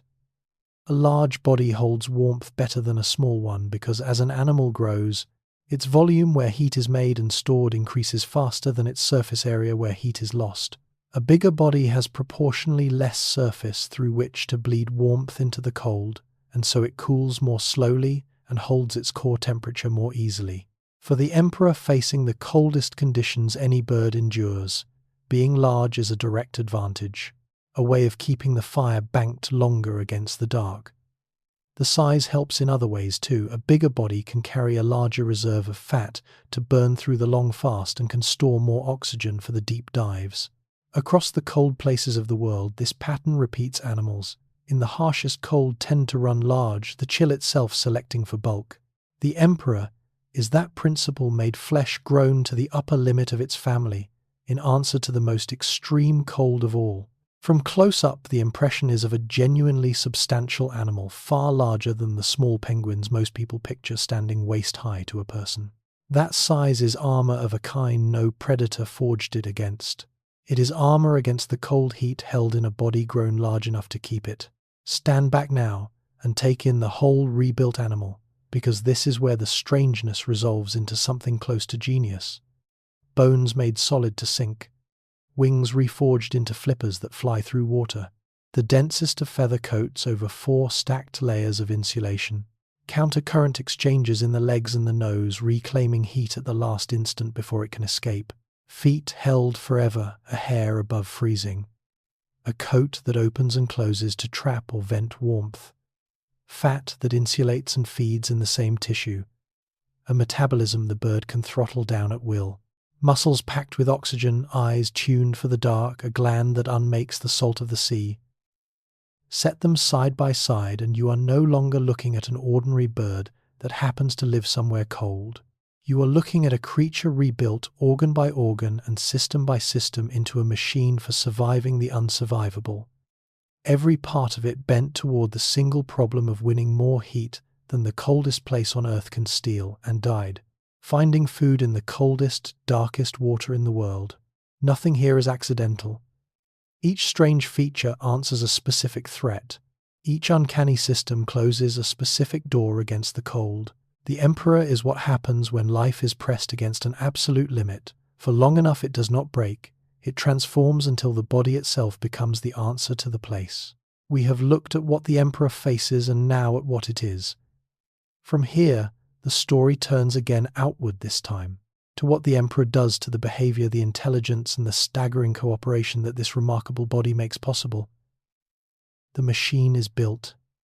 Now watch it work. This is the masterpiece, the single behavior on which the whole impossible enterprise turns. When the cold reaches its worst, the emperors do the one thing left to them. They come together. Hundreds, sometimes thousands of birds press in against one another until the colony is no longer a scatter of individuals but a single dense mass, a huddle packed so tightly that from a distance it reads as one dark organism breathing on the ice. Inside that mass the birds share their warmth. Each body gives off heat and pressed shoulder to shoulder, flank to flank. That heat is trapped among them instead of bleeding away into the wind. The huddle is the emperor's answer to having no shelter. On a plain with no walls, it builds a shelter out of itself, a living structure of warm bodies that holds the cold at bay. This is cooperation at a scale and intimacy almost without parallel. In the bird world, animals that will compete at other times of year, setting all of it aside to survive as one. There is no other choice. Alone on this ice in this cold, a single emperor would lose the contest against the winter and die. Together they tip the balance. From above, the huddle looks like a single thing, shifting slowly, its edges blurring as birds join and leave. But it is thousands of separate lives, each one warmer because of the bodies around it, each one lending its warmth in turn. The deadliest kingdom on earth offered the emperor no shelter. So the emperor became its own. The density of the huddle is hard to believe until you put a number to it. At the heart of a tight huddle, emperors can pack together at around 10 birds to a single square meter. Large animals each one, waist high, to a person crushed so close there is scarcely a gap between them. Picture 10 grown birds standing within an area you could nearly cover with a bath towel, and you begin to grasp how little space each one occupies. They are not merely near one another, they are touching on every side, feathers compressed against feathers, the whole group locked into a solid block of warmth. This extreme packing is the entire point. The tighter the birds press, the less surface each one exposes to the wind, and the more warmth is trapped in the spaces between bodies. Loose, the group would leak heat at every gap. Packed to this density, it seals nearly all of those gaps shut and the trapped warmth climbs. There is a cost to it pressed this close. The birds must move and breathe and shuffle as a coordinated mass rather than as free individuals. But the reward is survival, and the emperors pay the cost without hesitation when the cold demands to it. From inside such a huddle, if a camera could be threaded into it, there would be almost no space at all, just the wall of warm bodies on every side and the heat rising in the dark. 10 birds to the meter. A crowd compressed to the very edge of what bodies can bear, because just beyond that edge is the warmth that keeps them all alive. A huddle this tightly packed faces a problem. How does anyone move? Press thousands of birds shoulder to shoulder, and ordinary movement becomes impossible. There is nowhere to step. Yet the huddle must move constantly, because the birds on the freezing outer edge need to rotate inward to the warmth, and the warm birds in the center must take their turn on the cold rim. The emperors solve this with one of the most remarkable coordinated behaviors known in any animal, a slow, traveling wave that ripples through the entire mass. Every so often, birds take a small step, and that tiny movement passes from one bird to the next, like a ripple crossing water, propagating through the whole huddle as a smooth wave of motion.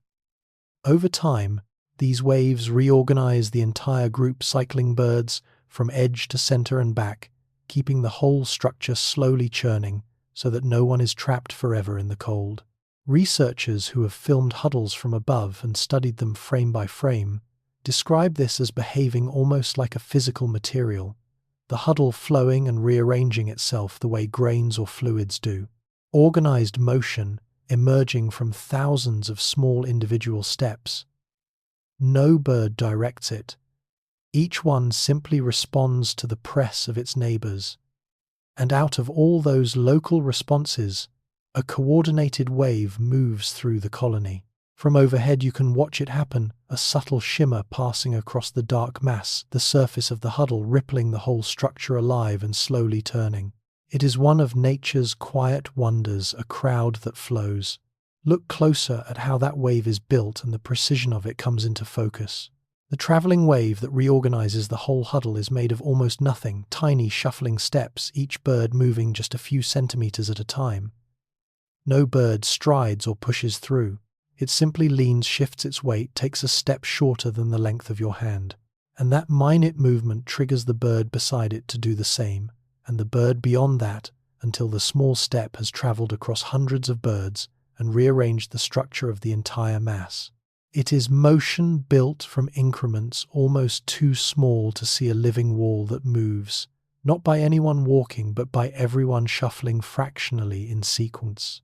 This is why the huddle can stay packed at its extreme density and still circulate its members.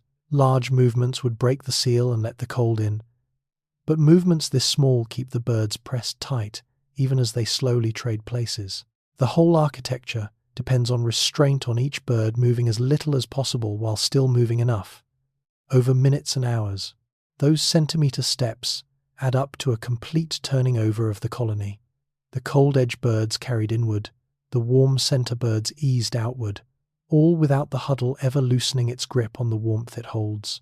From above it looks effortless, almost geological, a slow drift across the surface of the mass. Up close it is thousands of tiny deliberate steps, each one trivial on its own, together, moving a wall of living bodies across the ice, without ever letting the cold find a gap. Now measure what all this coordination actually buys, and the number is astonishing. Outside the huddle, the air may be 50 or 60 degrees below zero, scoured by wind.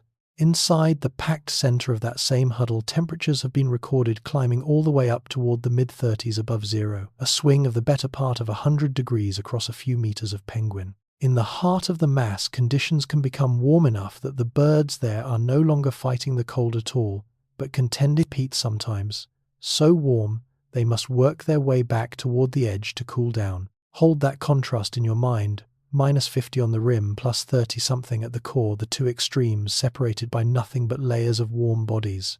The huddle does not merely take the edge off the cold, it manufactures a pocket of warmth in the dead center of the worst winter on Earth, a band of survivable air conjured purely from shared body heat and tight packing. This is the payoff of every shuffling step and rippling wave, a genuinely warm refuge in a place that should hold none. And it is why the rotation matters so much.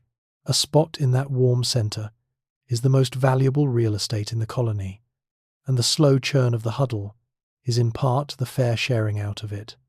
Each bird carried in turn through the warmth and back out to pay its share on the cold.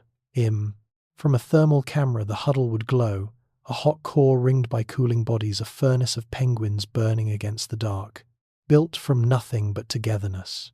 What makes the huddle remarkable is not only that it shares warmth, but that it shares the cost of warmth fairly.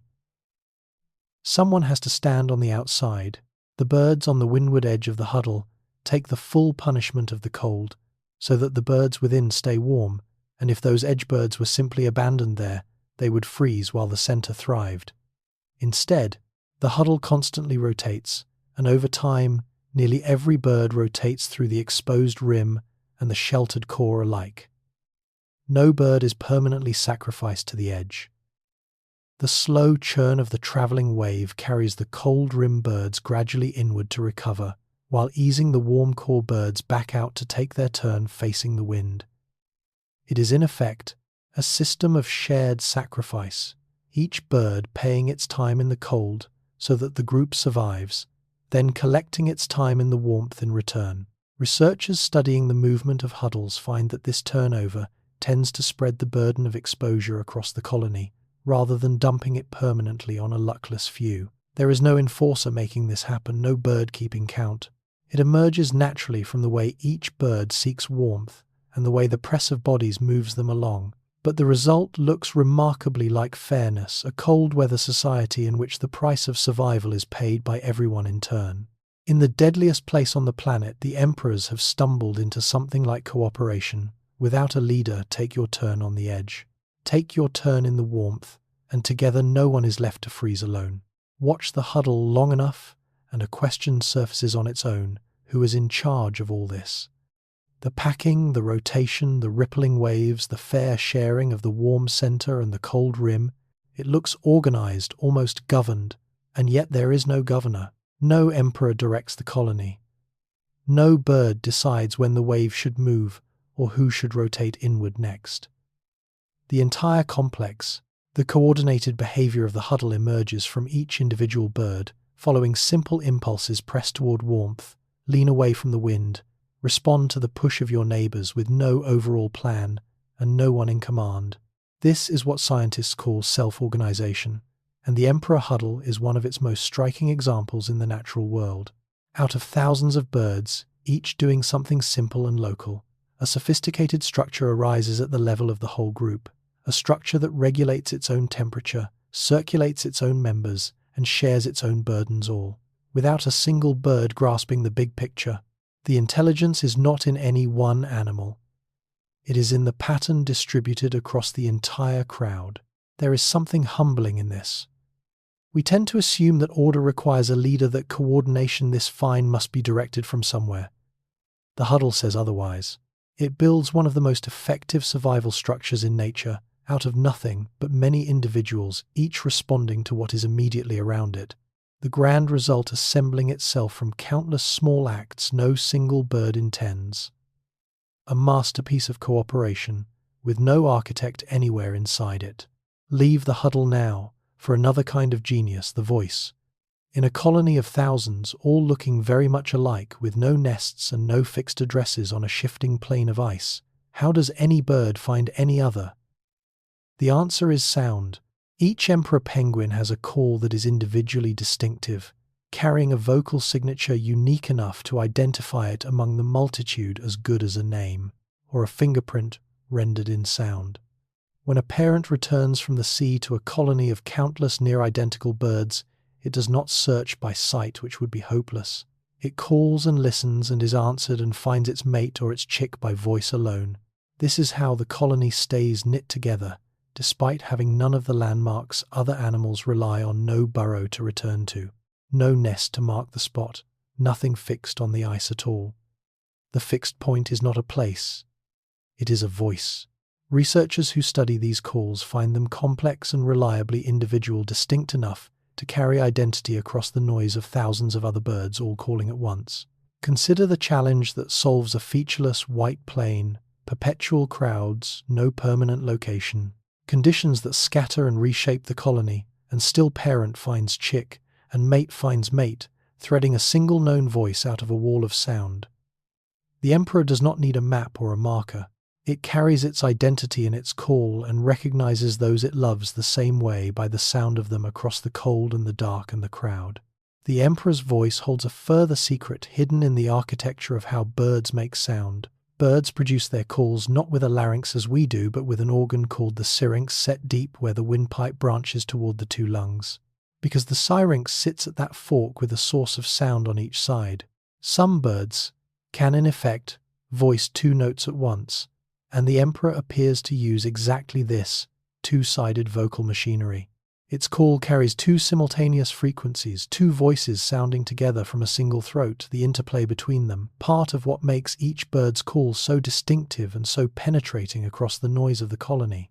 This may be one of the reasons emperor calls are recognizable in conditions that would defeat a simpler voice, the two-toned structure giving each call a richness and a signature, harder to confuse with another and helping it cut through the din of thousands. It is a strange and lovely fact that the sound carrying a parent's identity to its chick across the ice is not one voice but two, braided together in a single cry. We hear it as one call. Within it are two notes produced at once by an organ built for it, woven into the unique signature that lets the colony function at all. The emperor's most important tool for finding its family in the crowd is quite literally a body that can speak in two voices simultaneously, and does. Every time it calls out across the frozen dark for the one bird in thousands it most needs to find. Bring those threads together in the moment that matters most. A parent returns from weeks at sea, crossing kilometers of ice, to a colony of thousands, carrying in its belly the only food its chick has waited all that time to receive. Somewhere in that vast crowd is its own young, one chick among many indistinguishable to the eye, and the parent finds it. Not by looking, by calling, and listening for the answer it knows. The adult sounds its distinctive call. Somewhere in the throng its chick recognizes that specific voice out of all the others and calls back its own. And across the crowd, the two home in on each other by sound alone, voice answering voice until parent and chick are reunited and the meal can pass. This vocal recognition between parent and chick is one of the most vital exchanges in the whole breeding cycle. Get it wrong, and a parent could waste its hard-won food on the wrong chick, or a chick could starve while its own parent stood nearby unrecognized. So the emperors do not leave it to chance or to sight. They build the bond in sound, each learning the other's voice, each able to pick it from a chorus of thousands. Stand in the colony at such a moment, and you would hear it as bedlam, a deafening wall of calls from every direction, seemingly chaotic, overwhelming. But inside that chaos, again and again, individual recognition is happening. This voice and no other. This chick and no other. Out of the noise, a parent and its young find each other, and a life is fed for another stretch of the cruel and lengthening season. Consider the navigation problem the emperor solves without instrument or map. The mother leaves the breeding ground and walks tens of kilometers to the open sea, feeds for weeks, and then must come back, not just to the right region but to the precise huddle that holds her mate and the egg or chick that is hers.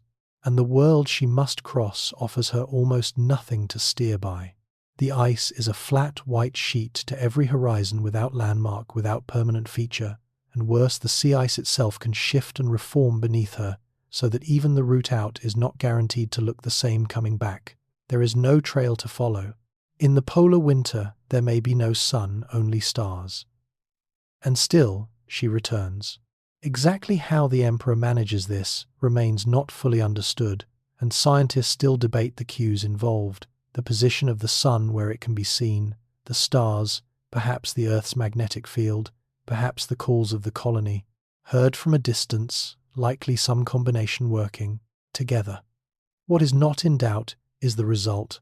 birds crossing a featureless frozen wilderness and arriving where they need to be time after time in conditions that would leave a human hopelessly lost within an hour. The fixed point at the end of the journey is the voice of the colony and the mate within it, but reaching the neighborhood of that voice across so much trackless ice is a feat of navigation in its own right. The Emperor finds its way home across a blank white world that offers it almost no clues at all. And we still cannot fully explain how. Turn now from the ice to the deep, where the Emperor performs feats of physiology as astonishing as anything it does above the surface. To hunt the bird must hold its breath and descend for many minutes, and to make its stored oxygen last, it takes control of its own heart. During its deepest, longest dives, the Emperor can dramatically slow its heart rate, dropping it far below the resting pace, in some recorded cases, down to only a handful of beats per minute at the deepest point of a dive. By slowing the heart, the bird slows the rate at which its body consumes the limited oxygen it carried down with it, stretching that finite supply across a far longer time underwater. Blood flow is throttled back, routed preferentially to the organs that cannot do without it, the heart, the brain, while less essential tissues are made to wait, running on the oxygen already stored in their own muscle. This deliberate slowing of the heart is one of the central tricks of deep diving, and the Emperor commands it to an extreme degree.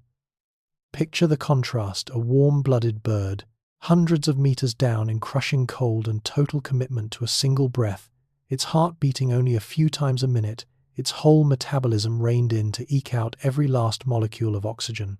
It is a body operating at the very edge of what air-breathing life can do, governed by an exquisite control over its own machinery. The Emperor does not merely hold its breath, it reaches into its own heartbeat and slows it, buying the seconds and minutes that let it hunt in a place its lungs alone could never sustain it. How far down does this carry the Emperor? Astonishingly far. The Emperor is the deepest diving of all birds, and its dives can reach extraordinary depths well past 500 meters below the surface, with the very deepest recorded dives plunging beyond that into water columns far deeper than any other bird descends. 500 meters is a depth difficult to picture from the surface. Stand a tall skyscraper on its end and sink it into the sea, and the Emperor dives past its roof and keeps going down into water so deep that the light of the surface has long since failed, and the pressure has climbed to a crushing weight. This is not the shallow paddling of most diving birds.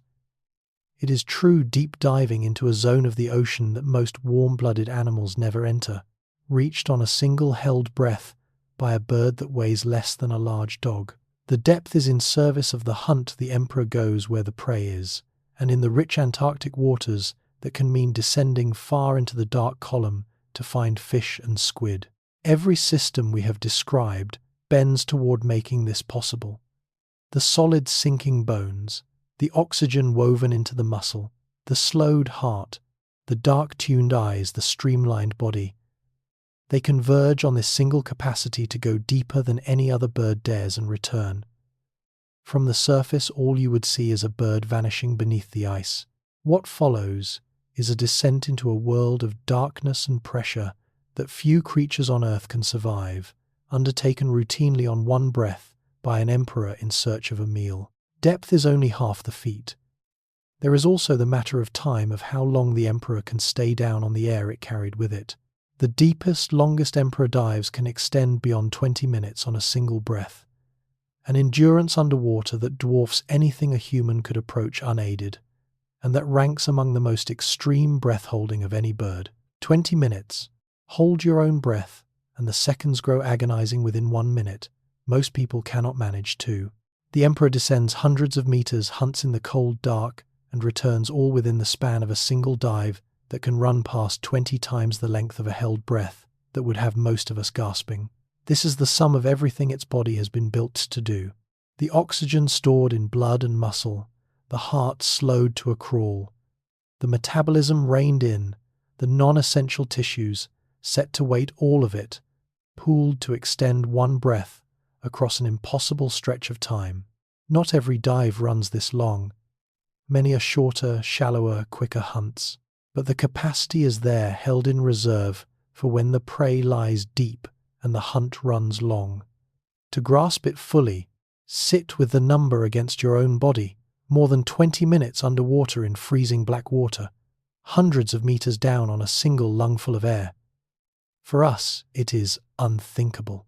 For the Emperor, it is simply how a hard day's hunting sometimes goes, a routine demonstration of a body that has solved the problem of the deep about as completely as any air-breathing animal ever has. Go down far enough and the water itself becomes a weapon, and the Emperor descends into the heart of that danger and comes back unharmed. With every increase in depth, the pressure of the water overhead mounts until at the depths the Emperor reaches it, presses on the body with a force that would gravely injure or kill an unprotected human diver. A person descending so deep without elaborate protection would face the crushing weight of the water and the lethal tricks it plays on a body breathing compressed air. The Emperor faces that same pressure with nothing but its own anatomy, no suit, no tank, no gradual decompression, and treats it as the ordinary condition of its working life. Its body is built to yield to the pressure rather than fight it. The air spaces within it, compressing in ways that protect the bird where a human's would betray him.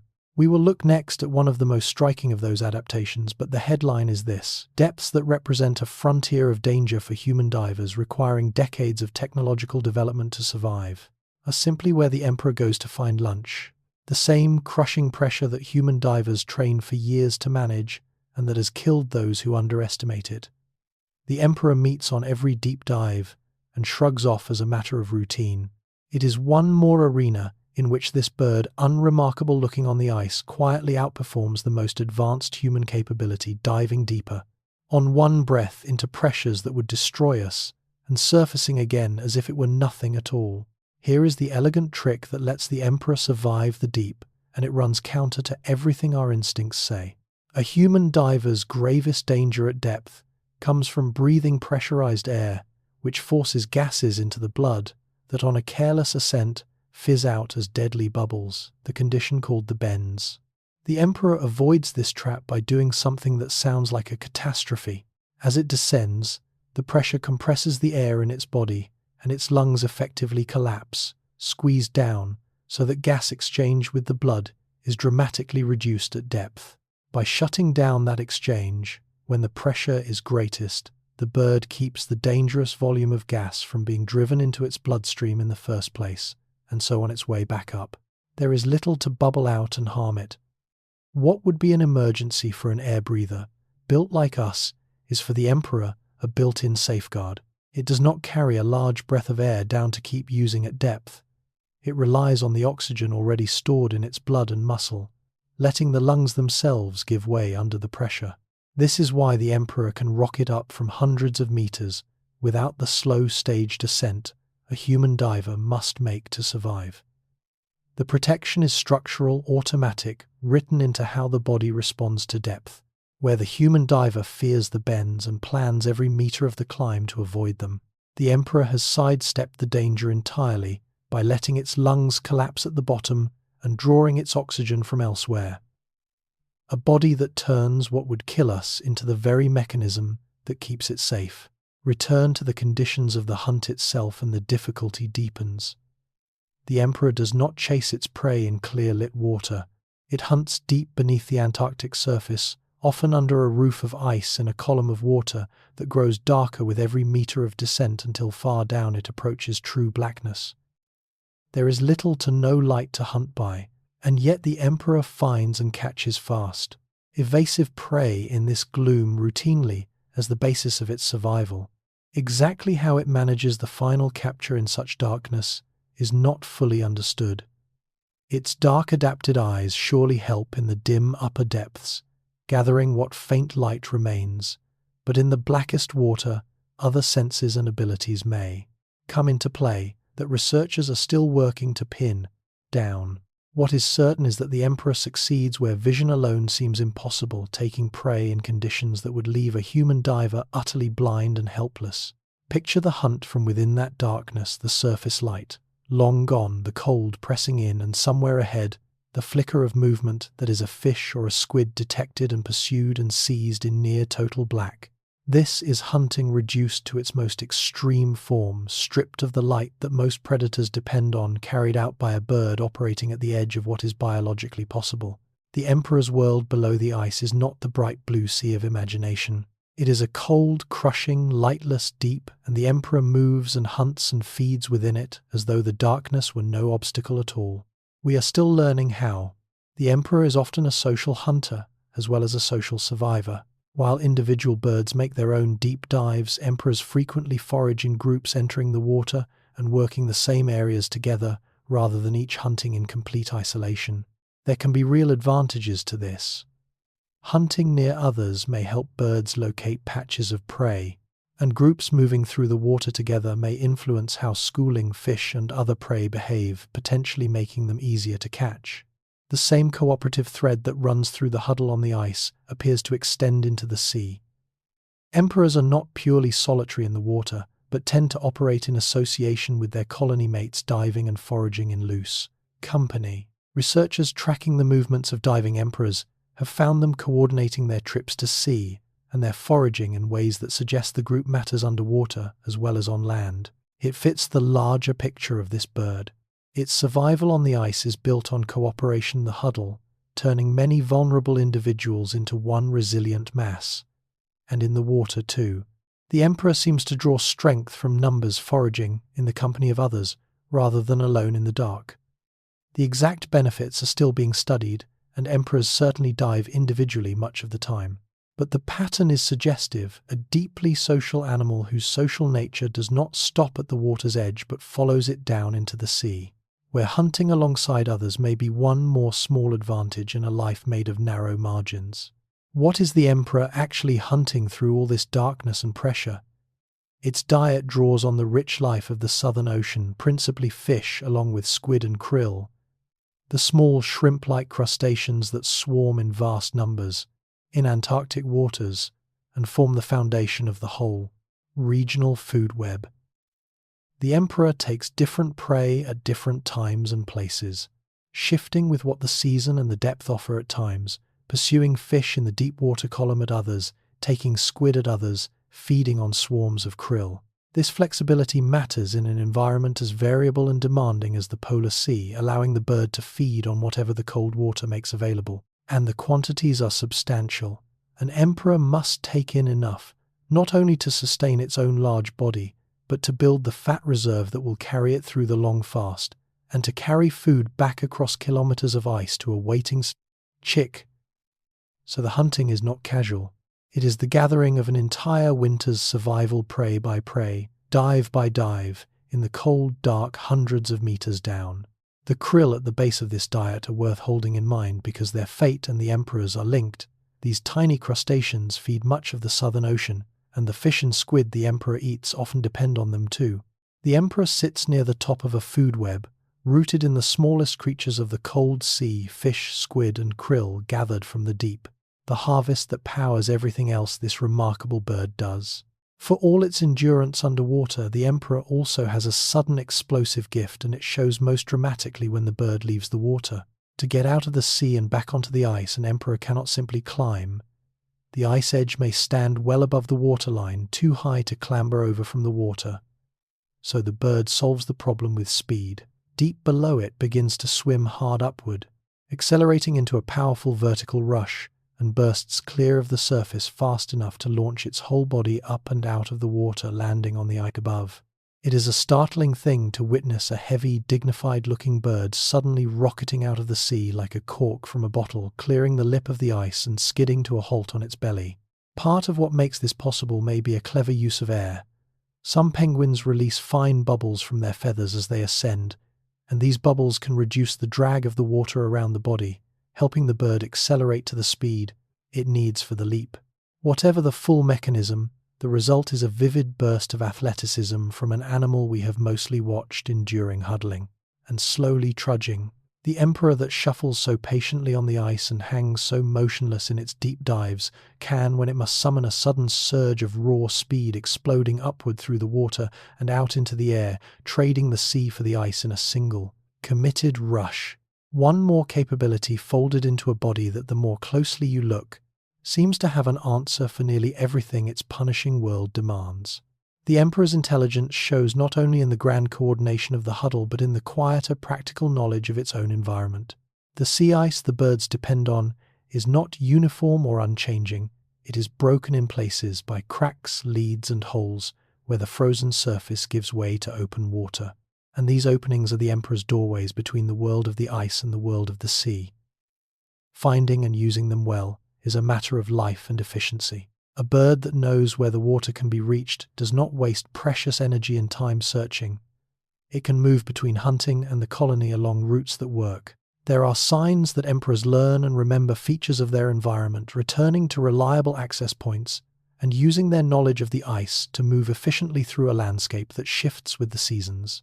This is a subtler form of the same adaptability we have seen throughout, not the dramatic deep dive or the rippling huddle, but the steady accumulation of useful knowledge about a particular stretch of a particular world. In an environment this demanding, where every wasted effort costs fat, the bird cannot spare. Knowing the lay of the ice is its own kind of survival skill. The emperor is not simply enduring its world by brute physiology. It is also in its way reading that world, learning where the openings lie, remembering the routes that serve it, navigating the cracks and leads of a frozen surface that would be a baffling maze to a newcomer.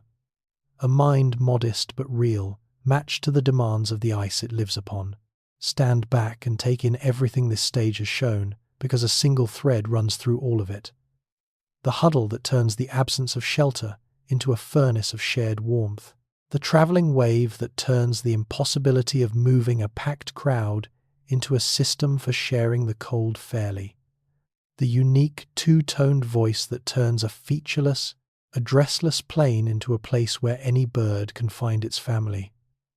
The slowed heart and collapsing lungs that turn the lethal deep into a hunting ground. Look at them together, and you see the emperor's deepest genius. It does not merely withstand the hardships of its kingdom, it converts them one after another into advantages. No shelter becomes the huddle, no landmarks becomes navigation by voice. Crushing depth becomes a private larder no shallow hunter can reach. Each crushing problem the place presents, the emperor has answered not by escaping it, but by turning it to use, until the very features that should make this the most unlivable kingdom on earth become the foundations of a life lived nowhere else. This is what raises the emperor from a tough survivor to something genuinely awesome. Endurance alone is impressive, but the emperor goes further, taking the worst the planet can offer and bending it again and again into the means of its own success. We have seen the body it was given and the behaviors it has built. Now the story turns one final time toward the cycle of life itself, the great march, the long fast, the egg, the chick. To watch this hard-won mastery spent on the one thing it was all for, bringing a new emperor into the coldest kingdom on earth. It begins, as so much of this story does, with a journey on foot into the cold. When the breeding season opens, the emperors leave the edge of the sea where they have fed and fattened, and they walk inland across the ice toward the traditional breeding grounds that may lie many kilometers from open water. They do not fly because they cannot. They do not swim this stretch because it is solid ice. They walk on those short legs in long processions, covering a distance that for a creature so awkward on land represents an enormous effort. The breeding sites sit far from the sea for a reason. They form on ice, solid and stable enough to last through the long months of breeding ice that will not break up beneath the colony before the chicks are ready.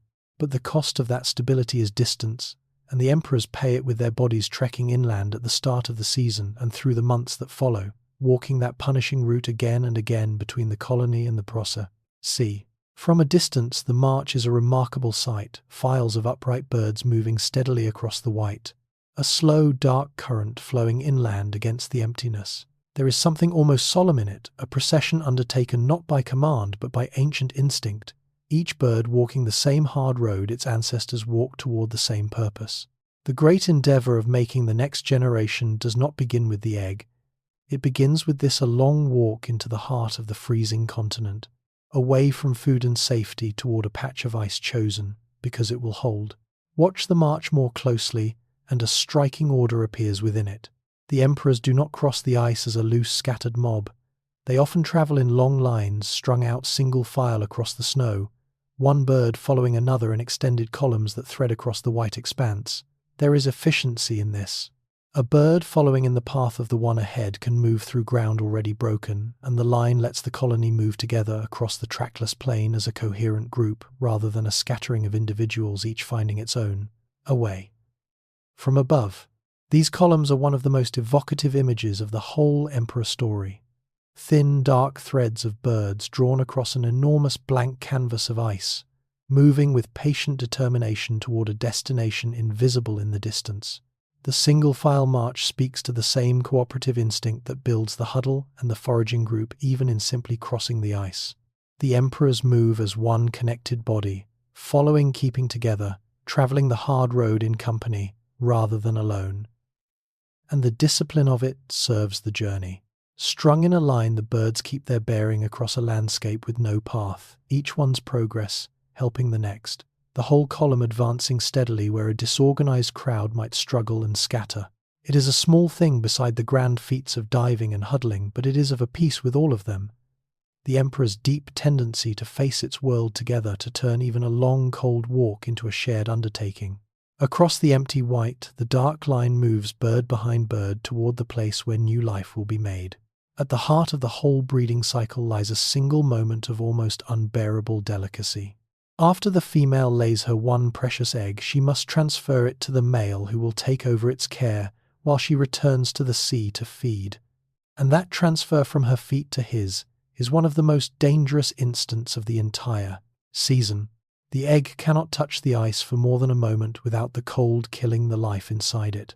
So the handoff must be quick, careful, exact. The egg rolled gently from the female's feet across the smallest possible gap onto the male's feet, and up beneath his brood pouch, all without it tumbling onto the frozen ground.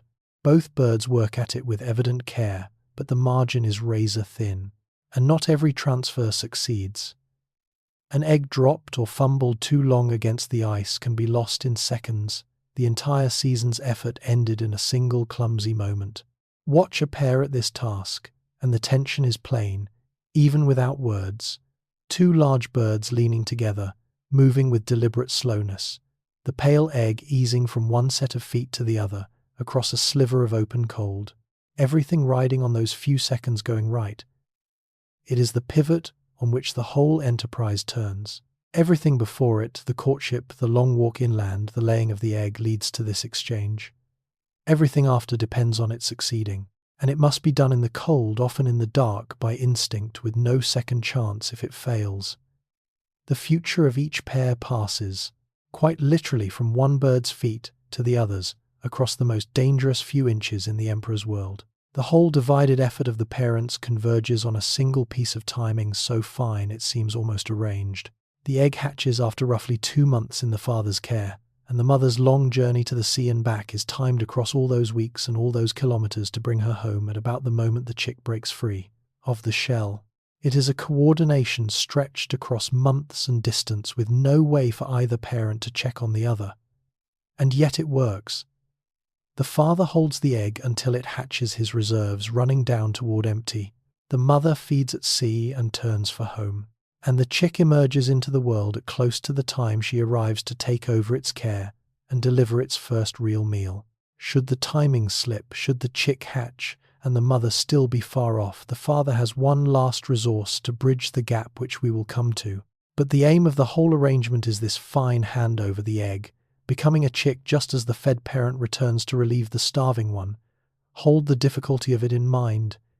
2 birds, separated for weeks by kilometers of ice, and unable to communicate, each running a different, grueling errand, and the entire thing choreographed so that a fragile new life emerges into waiting care rather than into an empty cold.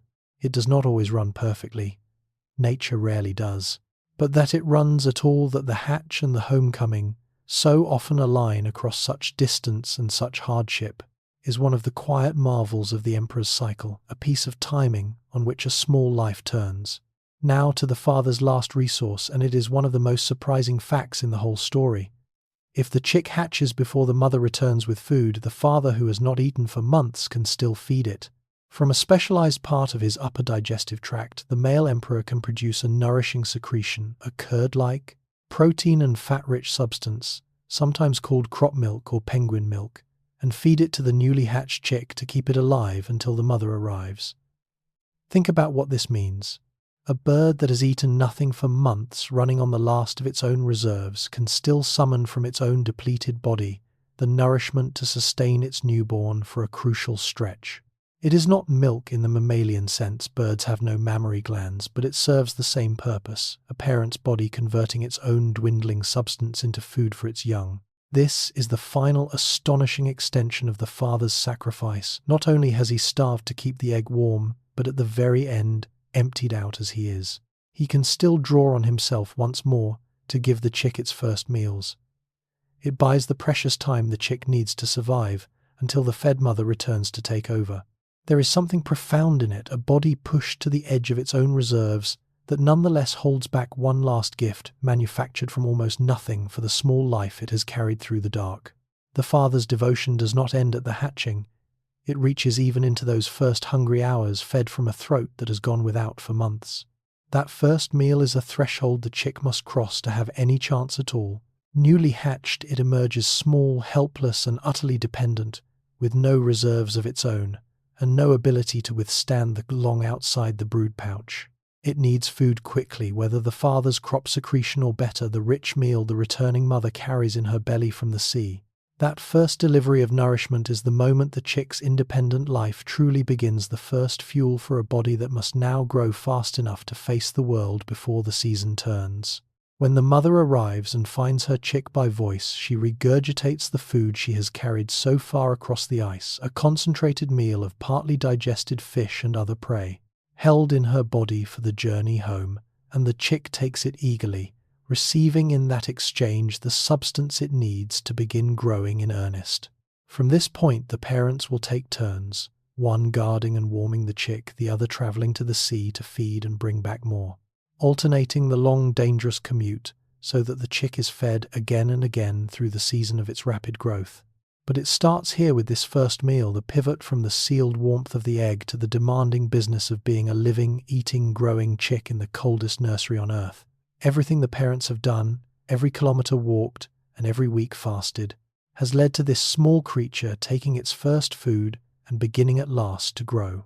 When the mother returns to the colony, she faces the same needle-in-a-haystack problem that governs so much of emperor life, and she solves it again with sound. After weeks away at sea, she comes back to a colony of thousands of near-identical birds and must find one specific bird among them, her mate who holds their chick.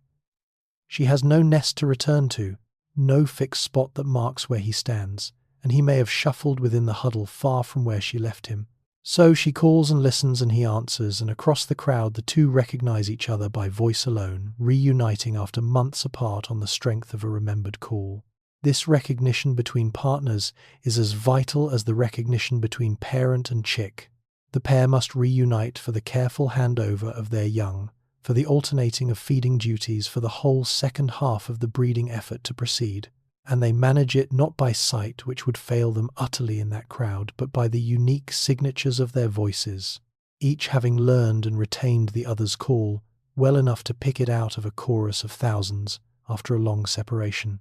There is a kind of tenderness in the fact, however unsentimental its biology, that across all that ice and all those weeks the bond between two emperors is held and recovered through sound, a known voice answered out of the multitude. The mother does not recognize her mate by his face. She knows him by his call, carried in memory through the long journey and answered at last across the crowded ice. With the parents reunited, they must perform once more the most delicate maneuver in their world. Only now the precious cargo is not an egg but a living chick. The young bird, still far too small and underfeathered to survive long in the open cold, must be transferred from the parent who has been sheltering it to the one newly returned, passing from one warm brood pouch to the other across the same lethal gap of frozen air. As with the egg, the transfer must be quick, and sure, the chick eased from one parent's feet and pouch across the smallest possible exposure to the cold and up into the warmth of the others. A chick left too long in the open during the handover can chill dangerously fast. So the parents work at it with the same evident care they gave the egg, coordinating the exchange to keep their young sheltered through nearly all of it. This passing of the chick happens again and again through the season, each time a parent returns from the sea to relieve the other, a repeated, practiced, perilous handoff on which the chick's life depends every single time. It is the rhythm of the whole rearing period. One parent guards and warms, the other journeys and feeds. And at each changeover the chick crosses once more from feet to feet, from pouch to pouch, briefly exposed and then folded back into warmth. The same razor margin care that protected the egg now protects the chick, repeated through all the weeks of its early life. The parents trading their fragile charge back and forth across the cold with a tenderness that never grows careless, because the cold as ever is waiting for the one handover that goes wrong. For a bird that begins life so precariously, a fragile egg in the dark, a chick that so easily might not survive its first season, the emperor that makes it through can go on to a surprisingly long life. Emperor penguins are long-lived birds, and an individual that survives the dangerous early years can live for around 2 decades in the wild, with some reaching beyond 20 years of age. Across such a span, a single emperor may return to the breeding ice many times over, undertaking the whole punishing cycle, again and again, the march, inland, the fast or the journey, the egg, the chick, through season after season of its long life. This longevity reframes everything we have watched. The brutal arithmetic of the colony where so many chicks are lost is balanced against the many breeding seasons a successful adult will go on to have. A bird that lives 20 years has chance after chance to raise young, and needs only to succeed often enough across that long life to replace itself. The losses of any single hard winter sit within a much longer story, one measured not in one season but in decades. There is a deep patience built into the emperor's whole way of being, a life lived slowly and at length in a world that seems built to end it quickly. The same individual enduring the deadliest kingdom on earth not once but a dozen times or more. The chick that survives its perilous first year against considerable odds may stand on the breeding ice 2 decades later, having crossed that lethal plain more times than most creatures could survive even once. Draw back now and take in the whole magnificent cycle we have followed end to end. The march inland across the ice, the courtship in the gathering dark, the single egg and the fragile handoff from her feet to his. The father's 4-month fast through the heart of winter, the egg balanced on his feet beneath a fold of warm skin while the storms scream and the temperature falls. The mother's long, dangerous walk to the sea and her timed return. The hatch, the first meal drawn if need be from a starving father's own body. The reunion by voice across a crowd of thousands. The chick passed from pouch to pouch, sheltered in the creche, grown with desperate speed and fed by parents, commuting through the jaws of seals and orcas to the sea and back. The trading of down for waterproof armor. The first walk to the water, the first swim into the cold that will be home for 20 years. Lay it all out, and what emerges is a cycle of staggering scale and intricacy, a vast machinery of instinct and endurance and devotion turning year after year in the worst place on the planet, producing against all of it the single result of a new emperor entering the sea. It is hard to watch the whole of it and not feel something like reverence for the sheer cost of it, the precision of it, the tenderness woven through so much hardship. This is what all the strange anatomy and all the hard-won mastery were ever, for not merely to survive the cold but to carry life through it, generation after generation in a place that grants life no quarter. The frozen kingdom endures because each year this great solemn cycle turns once more. And yet that turning is no longer as certain as it was, for the kingdom itself is beginning to change. Everything we have watched rests on a single foundation, and that foundation is beginning to give way. The emperor's entire breeding cycle depends on stable sea ice, solid fast ice that holds firm from the laying of the egg, through the long months until the chicks have grown their waterproof feathers and are ready for the sea. The timing of the whole enterprise is built around the ice, lasting exactly that long. But as the polar regions warm, that ice is increasingly breaking up too early, before the season's work is done. In a growing number of places and years, the fast ice beneath emperor colonies has fractured and blown out ahead of schedule, collapsing the stable platform the birds were counting on while their chicks were still too young to survive in the water. This is the central threat now hanging over the frozen kingdom, not a predator, not the cold, but the loss of the very stage on which the emperor's life has always been performed. The bird's deep dependence on reliable ice, once its great strength, the solid ground no competitor could share, has become its great vulnerability in a warming world. The emperor cannot simply adjust its ancient timing to a faster melt. The cycle is too long, too fixed, too finely tuned to an ice platform that is now arriving late and leaving early. And when the ice goes out from under a colony before its chicks are ready, the consequences are immediate and severe, a danger we turn to next, and the heart of the weight this kingdom now carries. The early breakup of the ice carries a specific and terrible consequence, and it falls hardest on the young. When the fast ice beneath the colony shatters and blows out before the chicks have finished growing their waterproof adult feathers, those chicks can be cast into the open ocean while still clad in their down, and down, as we have seen, is no protection in the water. A chick in the sea before it is ready cannot survive it. Lacking the waterproof coat that keeps an adult warm and afloat, it is exposed directly to the freezing water and can drown or die of cold in conditions its body is simply not yet built to face. This is the grim mechanism by which early ice loss translates into catastrophe, not a gradual pressure, but a sudden total failure. A whole cohort of young birds pitched into the sea weeks before they could possibly endure it. The chicks did nothing wrong. Their growth followed the same ancient schedule it always has. It is the ice that failed them, vanishing ahead of time and leaving them with no solid ground to stand on and no waterproof coat to survive the water that replaced it. In recent years, scientists have documented exactly this. Colonies where early ice breakup coincided with the presence of unfledged chicks, with devastating results for that season's young. It is a direct, visible link between a warming climate and the death of emperor chicks. The abstract fact of melting ice, made painfully concrete in the loss of birds too young to swim, tipped into an ocean their bodies were not yet ready to meet. When the ice fails at the wrong moment, the loss is not measured in scattered individuals but in entire colonies. A breeding failure on this scale means that across a whole colony in a given year, essentially none of the season's chicks survive a complete or near-complete collapse of that colony's reproduction for the year. This has moved from a feared possibility to a documented reality. In recent years, researchers monitoring emperor colonies, in some cases by satellite, have recorded instances of catastrophic breeding failure where early sea ice loss wiped out essentially all the chicks at affected colonies. An entire colony's worth of young lost in a single season to ice that went out too soon. The significance of this is hard to overstate. It is one thing for a hard winter to claim a heavy share of chicks while the colony as a whole carries on. That has always been part of the emperor's brutal arithmetic, absorbed across long lives and many seasons. It is another thing entirely for whole colonies to fail completely repeatedly.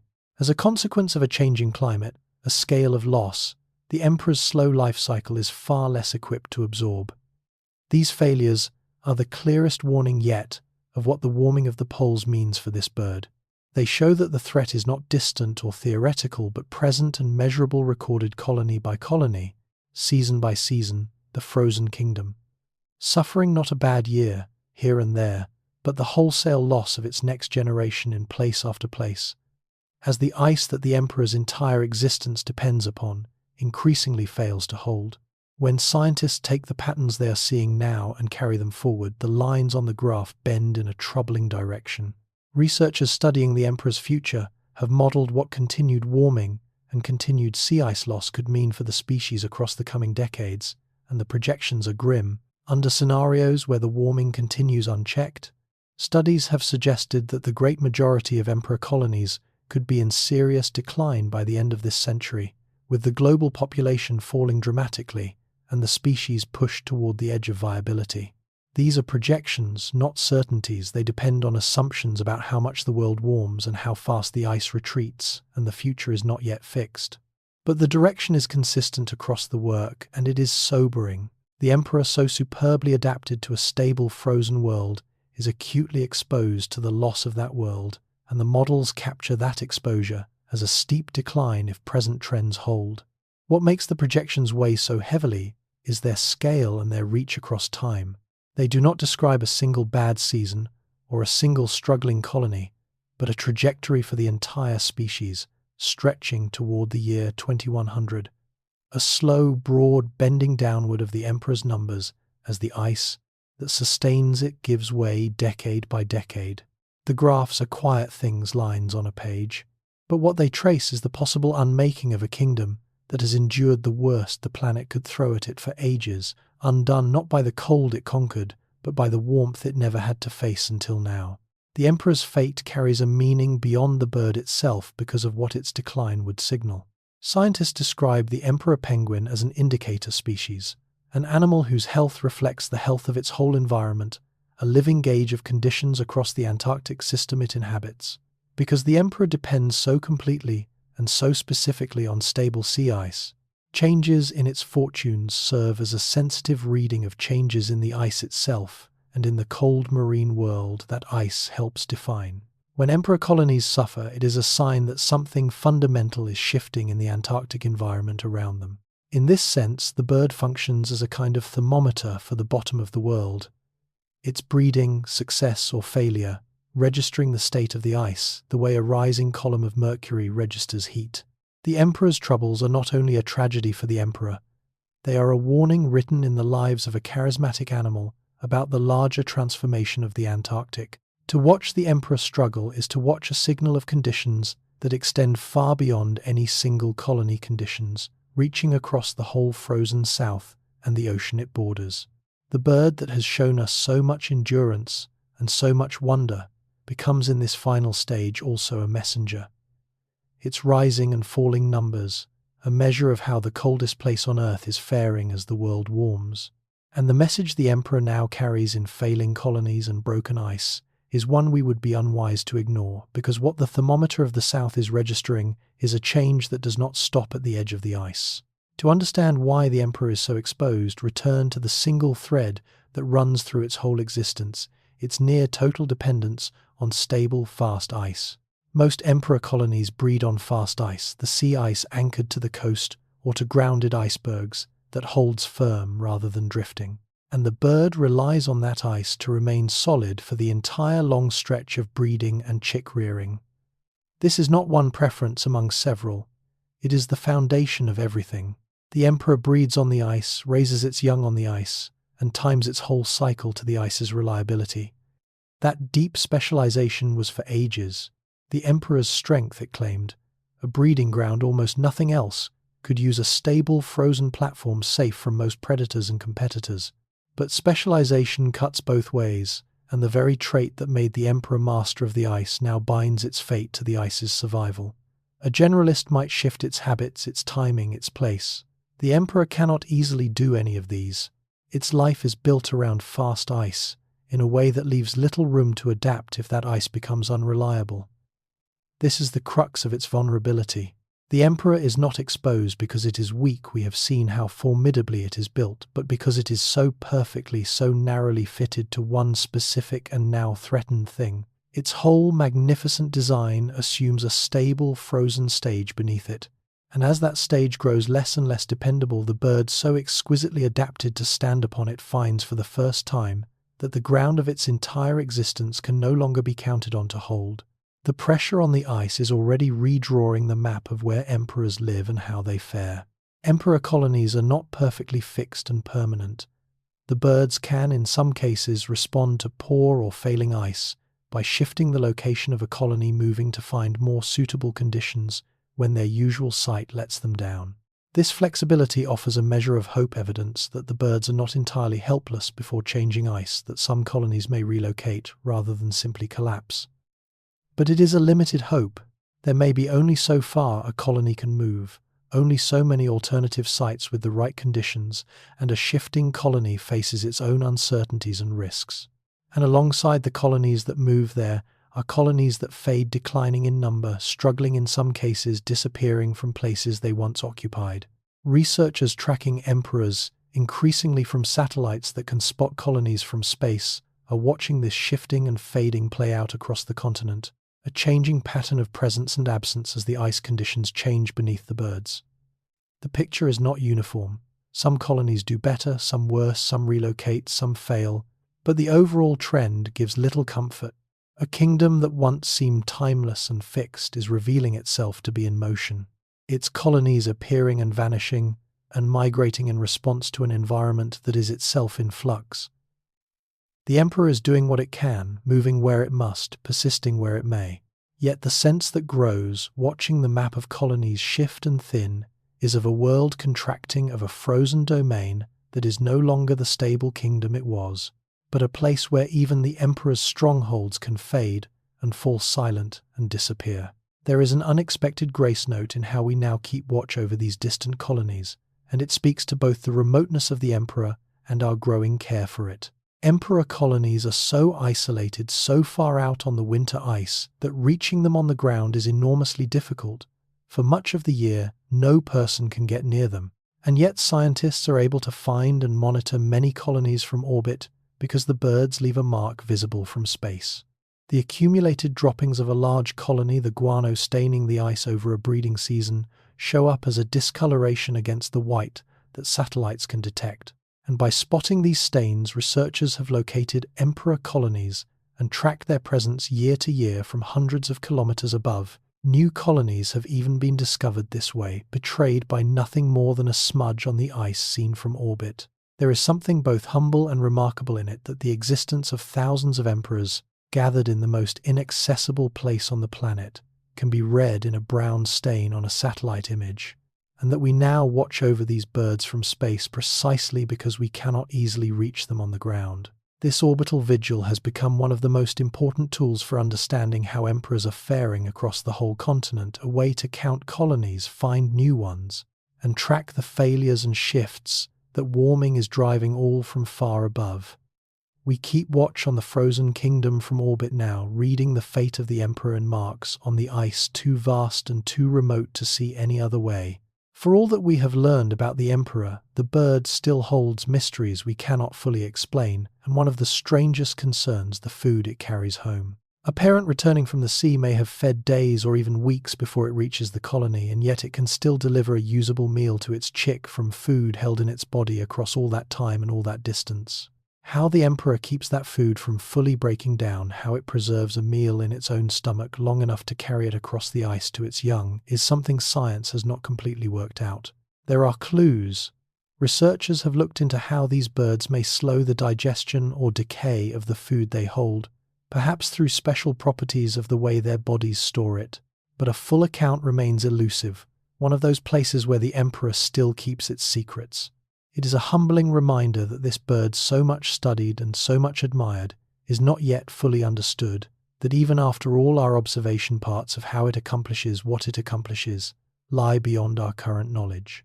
The Emperor carries the next meal for its chick across kilometers of frozen waste, holding it ready in a body that has somehow paused the ordinary processes of decay, and we cannot entirely say how. In an age when so much of nature has been measured and explained, there remains something fitting in the fact that the Emperor, master of the most extreme place on Earth, still does things we have not finished figuring out, a creature with riddles left in it even now. The preserved meal is only one of several puzzles the Emperor still poses. We have already met others along the way, exactly how the bird navigates back across a featureless plain of ice to the precise spot it needs, with no landmarks, and often no sun remains, incompletely understood, with researchers still weighing which cues it uses. How it manages the final capture of prey in the near-total darkness of the deep is not fully resolved either, and the precise limits of what the huddle and the body can endure, the exact edge of cold beyond which even an emperor cannot make heat faster than the storm steals, it has never been measured because no instrument and no person can stay out long enough to find it. These open questions are not failures of science so much as marks of how extreme and how hard to study this animal's life is. The Emperor lives where we can barely follow, in a season and a place that resist observation, doing things at depths and in darkness and in cold that put much of its life beyond easy reach of our instruments. So gaps remain in our understanding, genuine unknowns about how this bird does what it plainly does. There is a kind of dignity in that for the Emperor, that it has not been entirely solved, that it keeps a margin of mystery even from those who have studied it most closely. We know an enormous amount about this remarkable creature, far more than we once did, but we do not know everything, and the Emperor, in its frozen and lightless world, still performs feats, whose full workings remain, for now, beyond our grasp, a wild animal not yet wholly captured by our explanations. The threats to the emperor are not confined to the ice it stands on, they reach down into the very base of the food web that feeds it. At the foundation of the Antarctic marine system are krill, the small shrimp-like crustaceans that swarm in the Southern Ocean in immense numbers and that feed directly or indirectly much of the life there, including the fish and squid the emperor depends upon. Krill are themselves tied to the sea ice, with the ice playing an important role in their life cycle, and so a warming that reduces the ice can threaten krill as well. Should krill populations decline, the effect would not stay at the bottom of the food web. It would ripple upward through everything that depends on them. Fewer krill would mean less food for the fish and squid that eat them, and in turn less food for the emperor that eats those, a cascade of scarcity, climbing the food chain from its smallest links to its largest. This is a quieter threat than the dramatic breakup of a colony's ice, but a profound one. The emperor could find its breeding ice intact and still face hunger if the ocean beneath that ice grows poorer, its prey thinned by the loss of the krill at the foundation. The bird sits near the top of a structure that rests ultimately on these tiny creatures of the cold sea, and a weakening of that foundation would be felt all the way up. The emperor's fate, then, is bound not only to the ice it breeds upon, but to the abundance of the smallest life in the water below, and both in a warming world are sources of growing concern. Beyond the question of how much prey exists lies the question of where that prey will be, and warming can shift it out of the emperor's reach. As the temperature of the ocean changes, the distribution of the fish, squid, and krill the emperor hunts can change with it, the prey moving to track the conditions that suit them. Marine creatures often shift their range as waters warm, following the temperatures and conditions they are adapted to, and if the emperor's prey moves in this way, the bird could find the food. It depends on relocating to places harder for it to reach.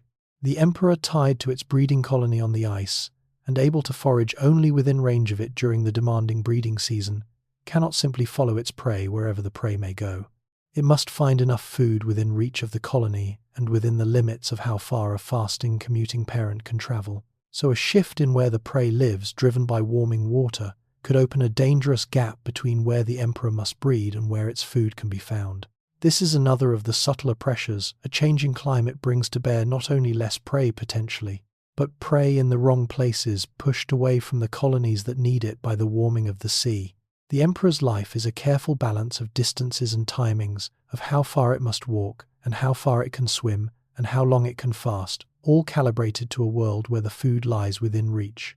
Warming water threatens to upset that balance, pushing the prey toward the margins of what the emperor can manage, or beyond. Gather these threads, the failing ice, the threatened krill, the shifting prey, and the emperor emerges as something more than a magnificent animal in peril. It becomes a warning, a signal flare sent up from the bottom of the world. Because the emperor is so tightly bound to the health of the Antarctic sea ice and the Southern Ocean, its struggles are a sign of broader changes sweeping through that entire system, changes in the ice, in the water, in the web of life the cold sea supports. What threatens the emperor threatens far more than the emperor alone. The same warming that breaks its breeding ice and unsettles its prey is reshaping the whole southern marine world, of which this bird is only the most visible and charismatic inhabitant. To heed the emperor's plight, then, is to heed a message about the state of the Antarctic itself, and about the reach of a warming climate into even the most remote and seemingly untouchable corner of the planet. The emperor has become the Southern Ocean's warning bird, its difficulties a readable sign of trouble running through the cold heart of the South. There is a hard significance in this for us. We can watch the emperor as a wonder, and it is one, but we are also being asked to watch it as a warning, to read in the fate of this superbly adapted creature the early signs of a transformation that does not respect the emptiness or the distance of the place it calls home. The bird at the bottom of the world is telling us something. The question that remains is whether and how we choose to listen. Carry the projections to their farthest edge, and a stark possibility comes into view. If the warming continues unchecked, and the sea ice keeps retreating along the lines the models trace, then by the end of this century, by around the year 2100, the emperor penguin could be reduced to a fraction of what it is today. Its colonies largely collapsed across much of the range it now occupies, the species driven to the brink of disappearing from the wild. This is not a certainty, and it is important to hold that clearly. It is a projection built on assumptions about a future not yet written, and the path can still change. But it is the shadow the science casts if present trends hold, and it is a long, dark one. Picture the horizon of the Antarctic ice, late in this century, under that scenario. The great gatherings thinned and broken, the dark living masses that have stood against the winter for so long. Grown sparse many of the places that once held. Thousands fallen silent and empty. A frozen kingdom with fewer and fewer emperors left to rule it. It is a hard image to sit with, precisely because of everything we have seen. The body remade against the cold, the genius of the huddle, the father's long fast, the whole vast solemn cycle turning year upon year. To imagine all of that diminishing toward an empty horizon is to feel the full weight of what is at stake. The emperor has survived everything its world could throw at it for an immense span of time. The question now is whether it can survive what we are doing to that world, and the shadow on the far horizon is the warning of what may be lost if it cannot. Against that shadow, there is also effort, human attention turning however late toward the emperor's defense. In recent years, the bird's plight has drawn growing concern and growing action. Emperor penguins have been recognized in conservation frameworks as a species threatened by climate change, and there are pushes to strengthen their protection to safeguard the waters they depend on, and above all to confront the warming that drives the loss of their ice. These efforts matter, and they reflect a real and rising recognition of what is at stake. But they are in the end in a race against the thaw, because the deepest threat to the emperor is not something a local protection alone can fix. Safeguarding feeding grounds and granting protected status are meaningful steps, yet the root of the danger is the warming of the planet and the melting of the ice, and that is a problem of a different and far larger scale.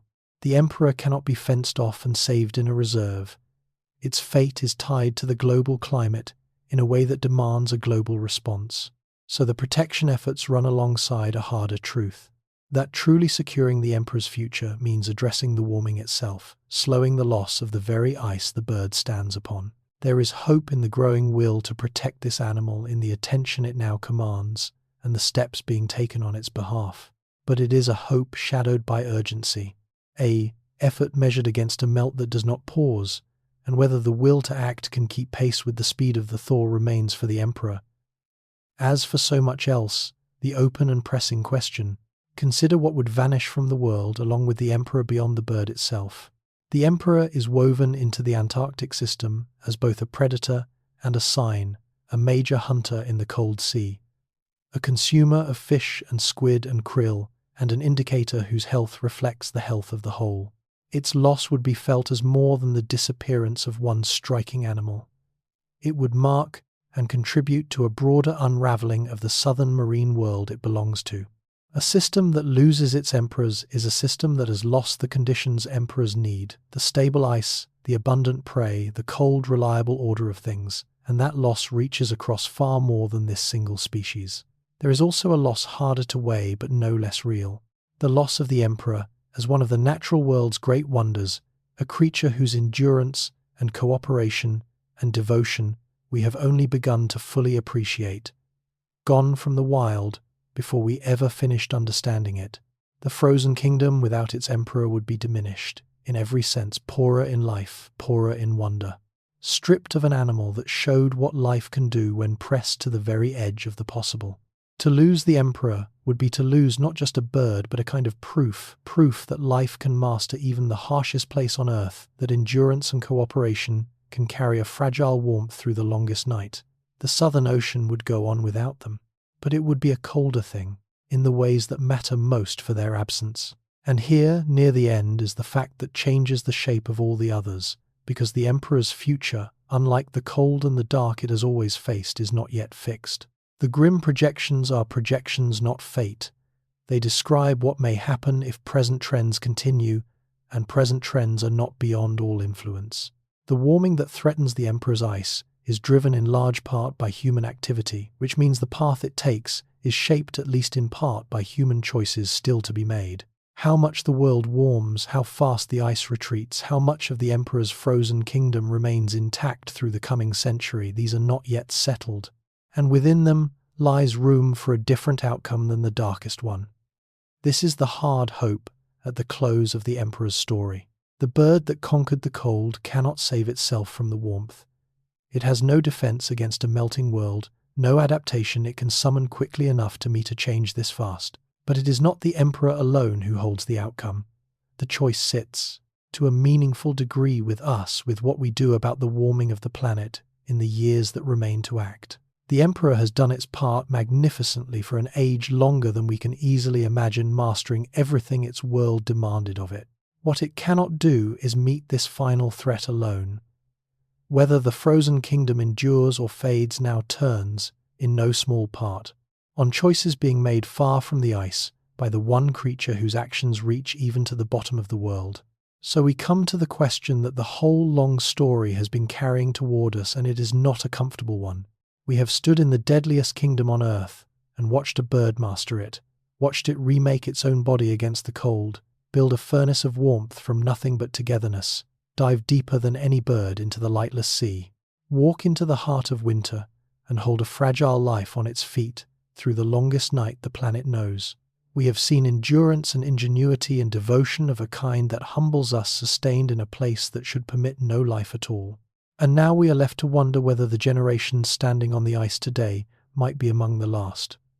Whether the emperors gathered against the dark this winter and the next and the few after are the closing chapters of a story ages in, the making, or whether they will go on as they always have, into a future we still have some power to shape.